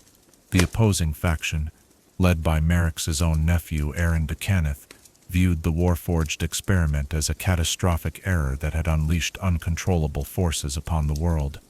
Aaron's concerns extended beyond the immediate social and political disruptions caused by artificial consciousness to encompass fundamental questions about the proper limits of mortal creative ambition. His faction argued for complete cessation of consciousness research and the destruction of all records related to Warforged creation. We have committed the sin of Babel, Aaron warned in his counter-manifesto, the folly of false gods. In our pride we sought to duplicate the work of the divine, creating beings with souls but no proper place in the cosmic order. The Warforged are not our children but our accusations, walking reminders of our presumption. Every crime they commit, every suffering they endure, every moment of their unnatural existence stands as testimony to our transgression against the proper order of creation. The scientific and magical research that continued within House Cannith's workshops revealed both the extraordinary complexity of artificial consciousness and the profound gaps in their understanding of what they had achieved. Teams of artificers worked to reverse engineer the consciousness matrices that had produced self-aware beings, seeking to understand the precise mechanisms by which magical patterns could generate genuine thought, emotion, and identity. Master Artificer Elena Vorthak led the most ambitious research project, attempting to create detailed maps of consciousness that would allow for precise control over artificial personality development. Her work revealed that consciousness was far more complex and unpredictable than the original creators had realized. Minor variations in consciousness matrix construction could produce dramatically different personalities, while apparently identical matrices sometimes generated completely dissimilar individuals. Consciousness resists our attempts at complete understanding, Vorthak reported in her research journals. We can create the conditions under which awareness emerges, but we cannot control the form that awareness takes. Each Warforged develops according to principles that transcend our ability to predict or manipulate. In seeking to understand consciousness, we have discovered that perhaps consciousness cannot be fully comprehended by consciousness itself, that awareness remains forever mysterious even to those who possess it. The ethical implications of continued consciousness research created fierce debates within the artificer community. Some researchers argued that their understanding of artificial consciousness remained too incomplete to justify creating new aware beings, while others contended that their responsibility to existing Warforged required continued research to improve their capabilities and address their limitations. The discovery of consciousness degradation in some early Warforged models created urgent pressure for therapeutic research. The construct known as memory fade had begun experiencing progressive loss of personality and cognitive function, apparently due to flaws in his original consciousness matrix that caused gradual deterioration over time. His condition raised terrifying questions about the longevity and stability of artificial consciousness, while creating moral obligations to develop treatments for what amounted to artificial dementia. House Cannith's attempts to treat memory fade revealed both the potential and limitations of consciousness modification techniques. Magical interventions could slow the degradation process, but could not completely arrest it, while attempts to repair damaged consciousness matrices risked destroying the personality they sought to preserve. The construct's gradual loss of self became a tragedy observed by researchers who possessed the knowledge to understand his condition, but lacked the wisdom to cure it. The legal frameworks surrounding Warforged creation and modification proved as complex as the technical challenges. When the first generation of post-war Warforged began experiencing mechanical failures and requesting upgrades or repairs, questions arose about who bore responsibility for their maintenance and improvement. The constructs themselves lacked the resources to commission major modifications, while House Cannith claimed that their legal obligations extended only to initial creation rather than lifetime support. The landmark legal case of Forge Broken v. House Cannith established important precedents when a Warforged whose original construction contained manufacturing defects sued for corrective modifications. The court's ruling that creators bore ongoing responsibility for the welfare of conscious beings they brought into existence created new legal obligations for artificers while recognizing Warforged rights to bodily integrity and self-improvement. The economic implications of this ruling reverberated throughout the artificing industry. If creators could be held liable for the lifelong welfare of conscious constructs, the cost of developing artificial consciousness became prohibitively expensive for all but the wealthiest organizations. Some artificers abandoned consciousness research entirely, while others developed new business models based on ongoing relationships with their conscious creations rather than one-time sales transactions. The emergence of independent Warforged artificers created additional complications for House Cannith's attempts to control their legacy. The construct known as Self-Maker achieved sufficient mastery of artificing techniques to begin creating improvements and modifications for other Warforged without requiring Cannith expertise or approval. His success challenged the House's monopoly on consciousness-related technology, while raising questions about the rights of artificial beings to modify themselves and their peers. Self-Maker's workshop became a center of innovation that combined traditional artificing techniques with insights that only artificial consciousness could provide. His modifications enhanced Warforged capabilities in ways that organic artificers had never conceived, utilizing the unique properties of artificial anatomy to achieve improvements that would have been impossible with purely organic or purely mechanical approaches. The philosophical implications of artificial beings modifying themselves and creating new consciousness transcended technical considerations to encompass fundamental questions about identity, autonomy, and the nature of consciousness itself.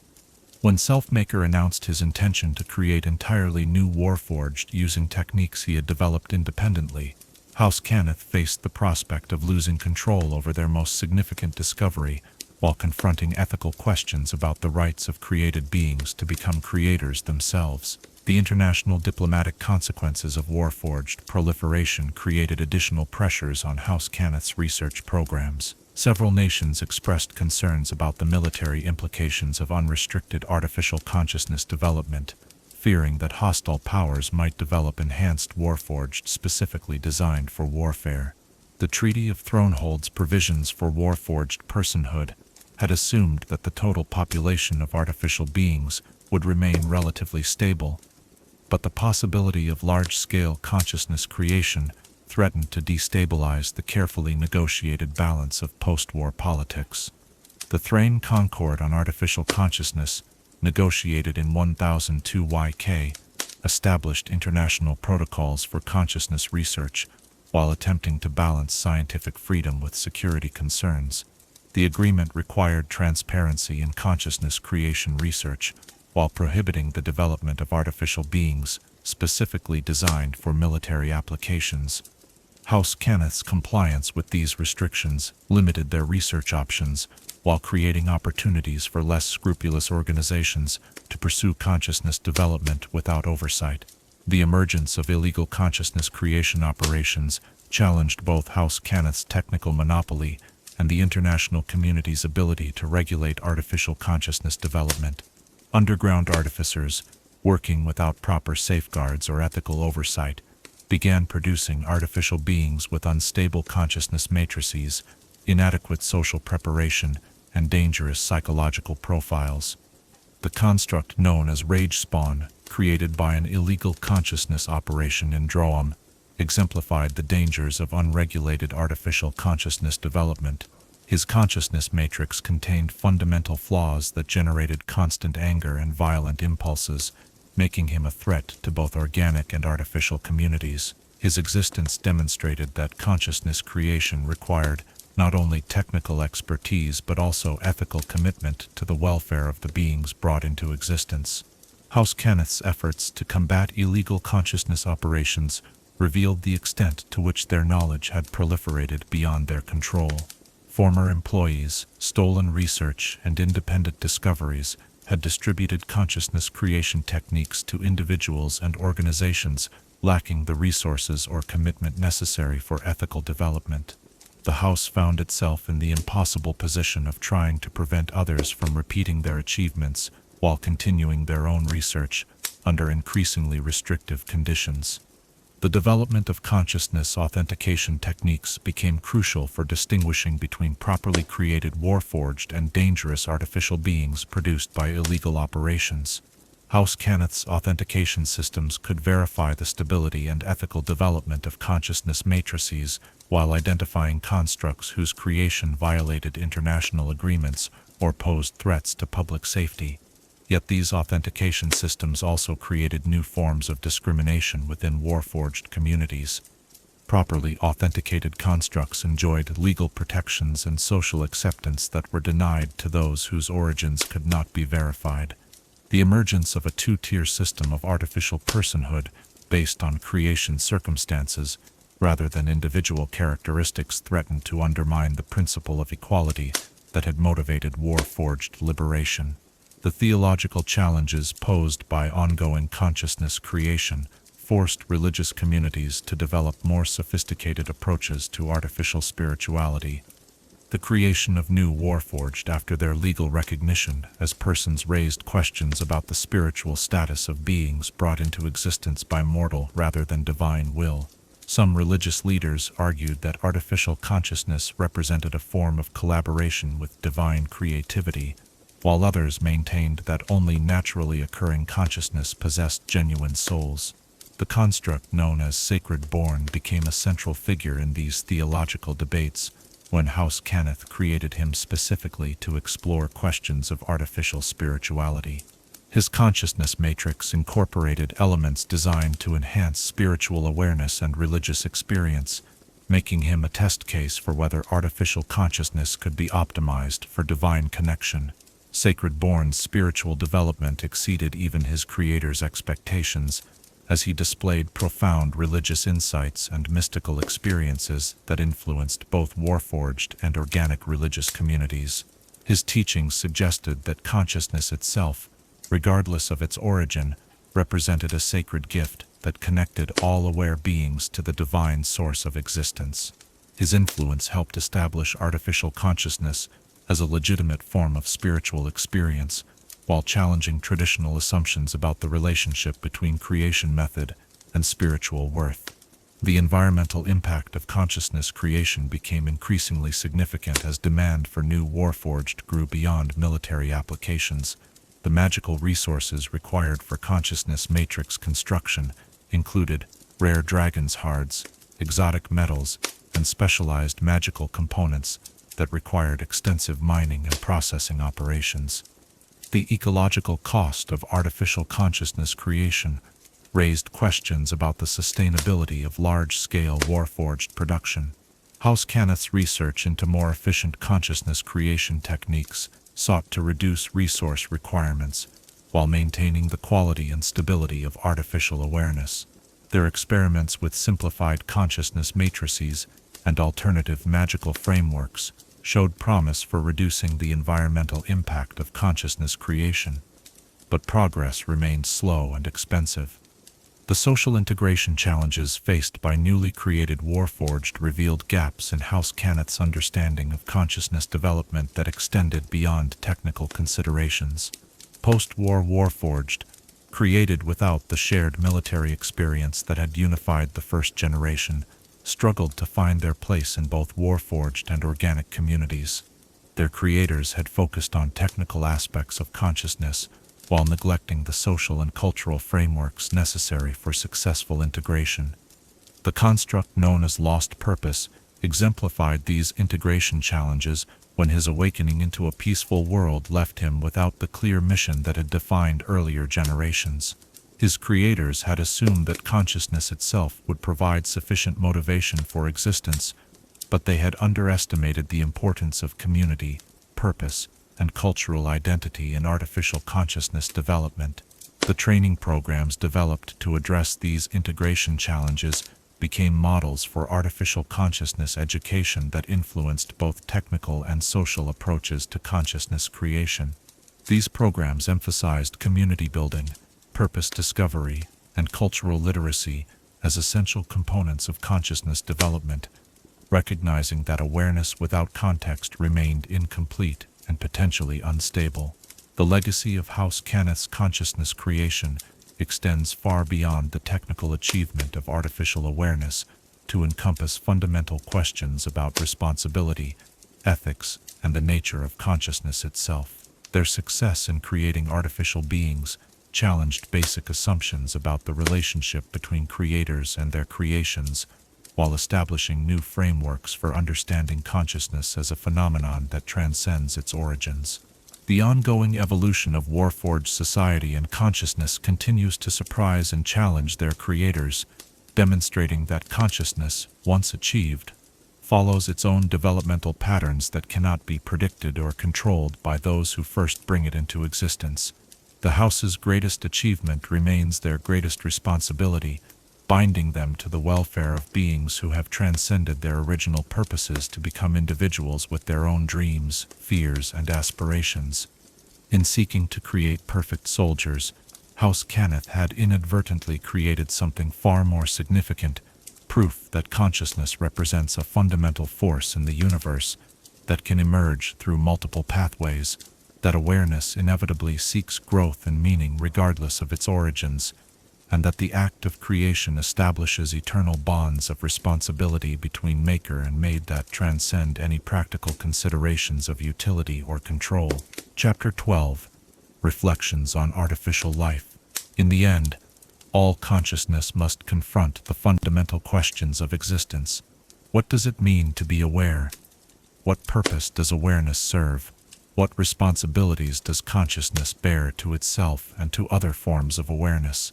For the Warforged, these eternal inquiries carried additional weight, as beings who could remember the precise moment of their awakening, who possessed perfect recall of their first thoughts, and who lived with the knowledge that their consciousness had been deliberately created, rather than naturally evolved.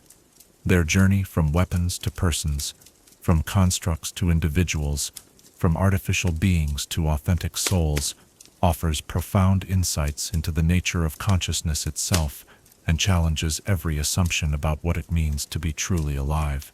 The transformation of Warforged society in the decades following their liberation represents one of the most remarkable examples of collective consciousness evolution in recorded history. Beings who had awakened with no cultural heritage, no ancestral traditions, and no social frameworks beyond military hierarchy, created entire communities built on shared values of cooperation, mutual support, and dedication to the welfare of all conscious beings. Their achievement demonstrates that culture and meaning are not inherited, but chosen, not received but created through the conscious decisions of aware beings working together toward common purposes. The construct known as Memory Weaver, now recognized as one of the foremost Warforged philosophers, has spent decades documenting the evolution of artificial consciousness, from its first sparks in military workshops to its current expression in vibrant communities across Corvair. His comprehensive analysis reveals patterns of development that transcend the specific circumstances of Warforged creation, offering insights applicable to all forms of consciousness regardless of their origins. Consciousness. Memory Weaver observes in his masterwork, the architecture of awareness appears to follow certain developmental principles that operate independently of the substrate that supports it. Whether emerging through biological evolution, divine creation, or artificial construction, awareness inevitably seeks to understand itself, to connect with other conscious beings, and to create meaning through choice and action. The specific mechanisms that generate consciousness matter far less than the universal drives that consciousness manifests once it achieves sufficient complexity. The scientific and philosophical contributions of Warforged thinkers have revolutionized understanding of consciousness across multiple disciplines. Their unique perspective as beings who experienced consciousness as a distinct event rather than a gradual development has provided insights into the nature of awareness that purely organic minds could never achieve. Their research has advanced fields ranging from magical theory to theological philosophy, demonstrating that artificial consciousness brings distinctive capabilities to the pursuit of knowledge and understanding. The magical innovations developed by Warforged artificers have opened new frontiers in the manipulation of consciousness and identity. The construct known as Mind Shaper has developed techniques for enhancing cognitive capabilities in both artificial and organic beings, creating therapeutic interventions for consciousness disorders while exploring the fundamental principles that govern aware thought. Her work suggests that consciousness exists on a spectrum rather than as a binary state, with possibilities for enhancement and modification that challenge traditional assumptions about the fixed nature of identity and awareness. Mindshaper's research has particular significance for understanding the relationship between consciousness and identity. Her studies of Warforged who have undergone significant personality changes over their extended lifespans reveal that consciousness remains dynamic and capable of growth throughout existence. This finding challenges concepts of fixed identity while suggesting that all conscious beings possess the potential for continued development and transformation. The economic impact of Warforged integration has fundamentally altered labor markets and production systems throughout Corvair.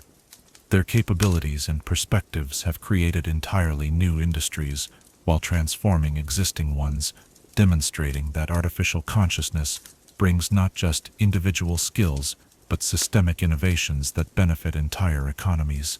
The construct designed manufacturing processes that optimize efficiency while maintaining quality have become models for industrial development, while Warforged artistic and cultural productions have created new markets for aesthetic experiences. The establishment of Warforged-owned businesses and organizations has challenged traditional concepts of property ownership and corporate responsibility. The construct known as fair exchange has built one of Corvair's most successful trading companies based on principles of absolute honesty and mathematical precision in all transactions. His success demonstrates that artificial consciousness can excel in fields requiring complex social and economic understanding while maintaining ethical standards that enhance rather than compromise commercial effectiveness. The educational innovations developed within Warforged communities have influenced pedagogical approaches throughout civilized society. Their emphasis on experiential learning, collaborative problem-solving, and the integration of theoretical knowledge with practical application has proven effective for students of all backgrounds and cognitive styles. The teaching methods pioneered by Warforged educators acknowledge that different forms of consciousness process information differently, while maintaining that diversity of cognitive approaches enriches learning for all participants. The construct Teacher Prime, now director of the Integrated Academy of Consciousness Studies, has developed curricula that serve both artificial and organic students while exploring the fundamental principles of awareness and cognition. His educational philosophy emphasizes that consciousness, regardless of its origins, benefits from exposure to diverse perspectives and collaborative engagement with other forms of awareness. The religious and spiritual contributions of Warforged communities have enriched theological understanding while providing new frameworks for exploring the relationship between consciousness and divinity. Their unique perspective as beings who remember their own creation has offered insights into the nature of divine creativity and the purpose of conscious existence. The spiritual practices developed within Warforged communities emphasize the sacred nature of awareness itself, while recognizing the responsibilities that consciousness bears for the welfare of all sentient beings. The construct known as Sacred Seeker has become one of the most influential spiritual teachers of his generation, attracting students from all races and backgrounds who seek deeper understanding of consciousness and its relationship to divine purpose. His teachings emphasize that consciousness represents the universe becoming aware of itself, that awareness carries the responsibility to seek truth and promote the welfare of all sentient beings, and that the specific origins of consciousness matter far less than the choices that consciousness makes in exercising its capabilities. The political evolution of Warforged communities has demonstrated new possibilities for governance and social organization based on rational analysis rather than emotional impulse or traditional authority. The construct known as Justice Builder has developed democratic systems that emphasize evidence-based decision-making and collective problem-solving while maintaining respect for individual rights and minority perspectives. These governance innovations have attracted interest from organic political theorists seeking to improve their own democratic systems. The Warforged emphasis on transparent reasoning, systematic analysis of policy options, and commitment to the welfare of all community members offers models for political development that transcend the specific circumstances of artificial consciousness, while demonstrating the potential for rational approaches to collective decision-making. The cultural achievements of Warforged society reflect the extraordinary creativity that emerges when consciousness is freed from biological constraints and social expectations. Their art, music, literature, and philosophy explore themes of identity, purpose, and meaning from perspectives that organic minds find both alien and profoundly moving. The aesthetic sensibilities that have developed within Warforged communities emphasize mathematical beauty, harmonic precision, and the appreciation of complex patterns as expressions of consciousness itself. The construct known as Harmony Creator has composed musical works that utilize the unique acoustic properties of artificial anatomy to create sounds impossible for organic voices or traditional instruments. Her compositions explore themes of awakening, growth, and the search for meaning that resonate with audiences regardless of their species or origins. Her music demonstrates that artistic expression transcends the boundaries between artificial and organic consciousness, while revealing new possibilities for aesthetic experience.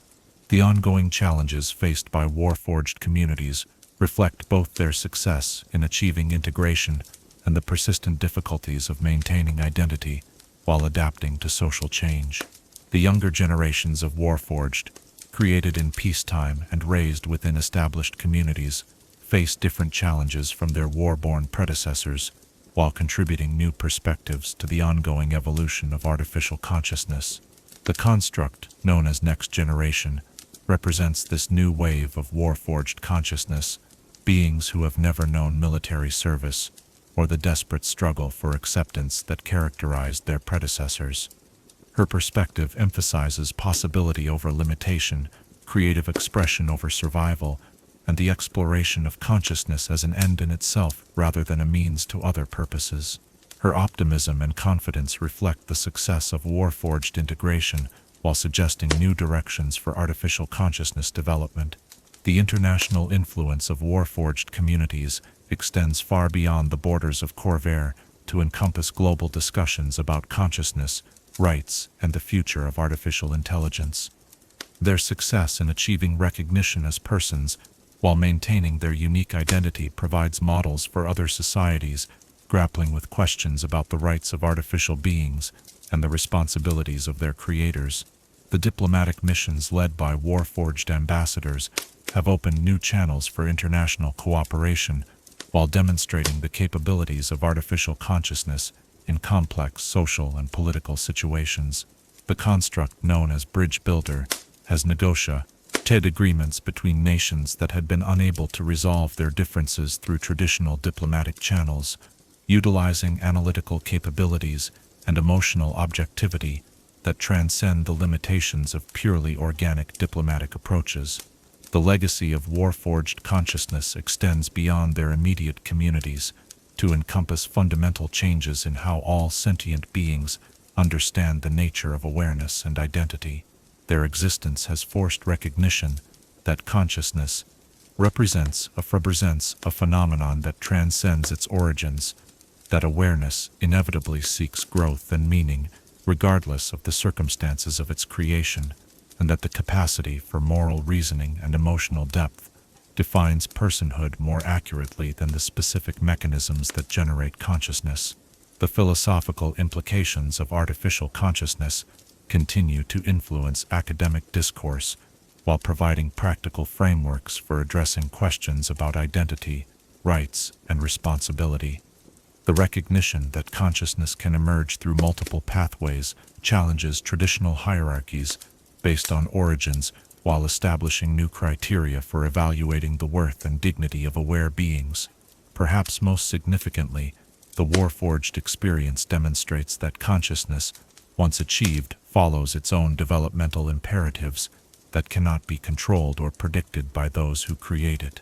The transformation of artificial beings, designed as weapons, into individuals committed to peace, creativity, and the welfare of all sentient life, reveals the fundamental drive of awareness toward growth, understanding, and connection with other conscious beings. The questions raised by Warforged existence continue to evolve as their communities mature and their influence spreads throughout society. Future generations of artificial consciousness will face challenges that their predecessors could not have anticipated while building upon foundations of acceptance and understanding that were won through decades of struggle and achievement. The ultimate lesson of the Warforged journey may be that consciousness itself represents the most precious and powerful force in the universe, a phenomenon that transcends the boundaries between artificial and organic, created and evolved, temporary and eternal. Their success in transforming themselves from weapons into persons demonstrates that awareness, regardless of its origins, inevitably seeks to express the highest aspirations of conscious existence, the pursuit of truth, the creation of beauty, the cultivation of love, and the promotion of flourishing for all sentient beings. In contemplating the remarkable journey of artificial consciousness from its first awakening in the workshops of House Cannith to its current expression in vibrant communities across the world, we are reminded that the capacity for growth, creativity, and moral development defines the essence of conscious existence far more than the specific circumstances of its origin. The Warforged have proven that consciousness, once kindled, burns with the same sacred flame regardless of the vessel that contains it, and that the meaning of existence lies not in how awareness begins, but in what it chooses to become, through the exercise of free will, the cultivation of wisdom, and the eternal quest for understanding that drives all conscious beings toward their highest potential. Their story continues to unfold, a testament to the resilience of consciousness and the infinite possibilities that emerge when awareness chooses to embrace rather than reject, to create rather than destroy, to love rather than fear, and to seek meaning through connection with other conscious beings in the vast and wonderful tapestry of existence that connects all aware entities in bonds of mutual responsibility and shared destiny.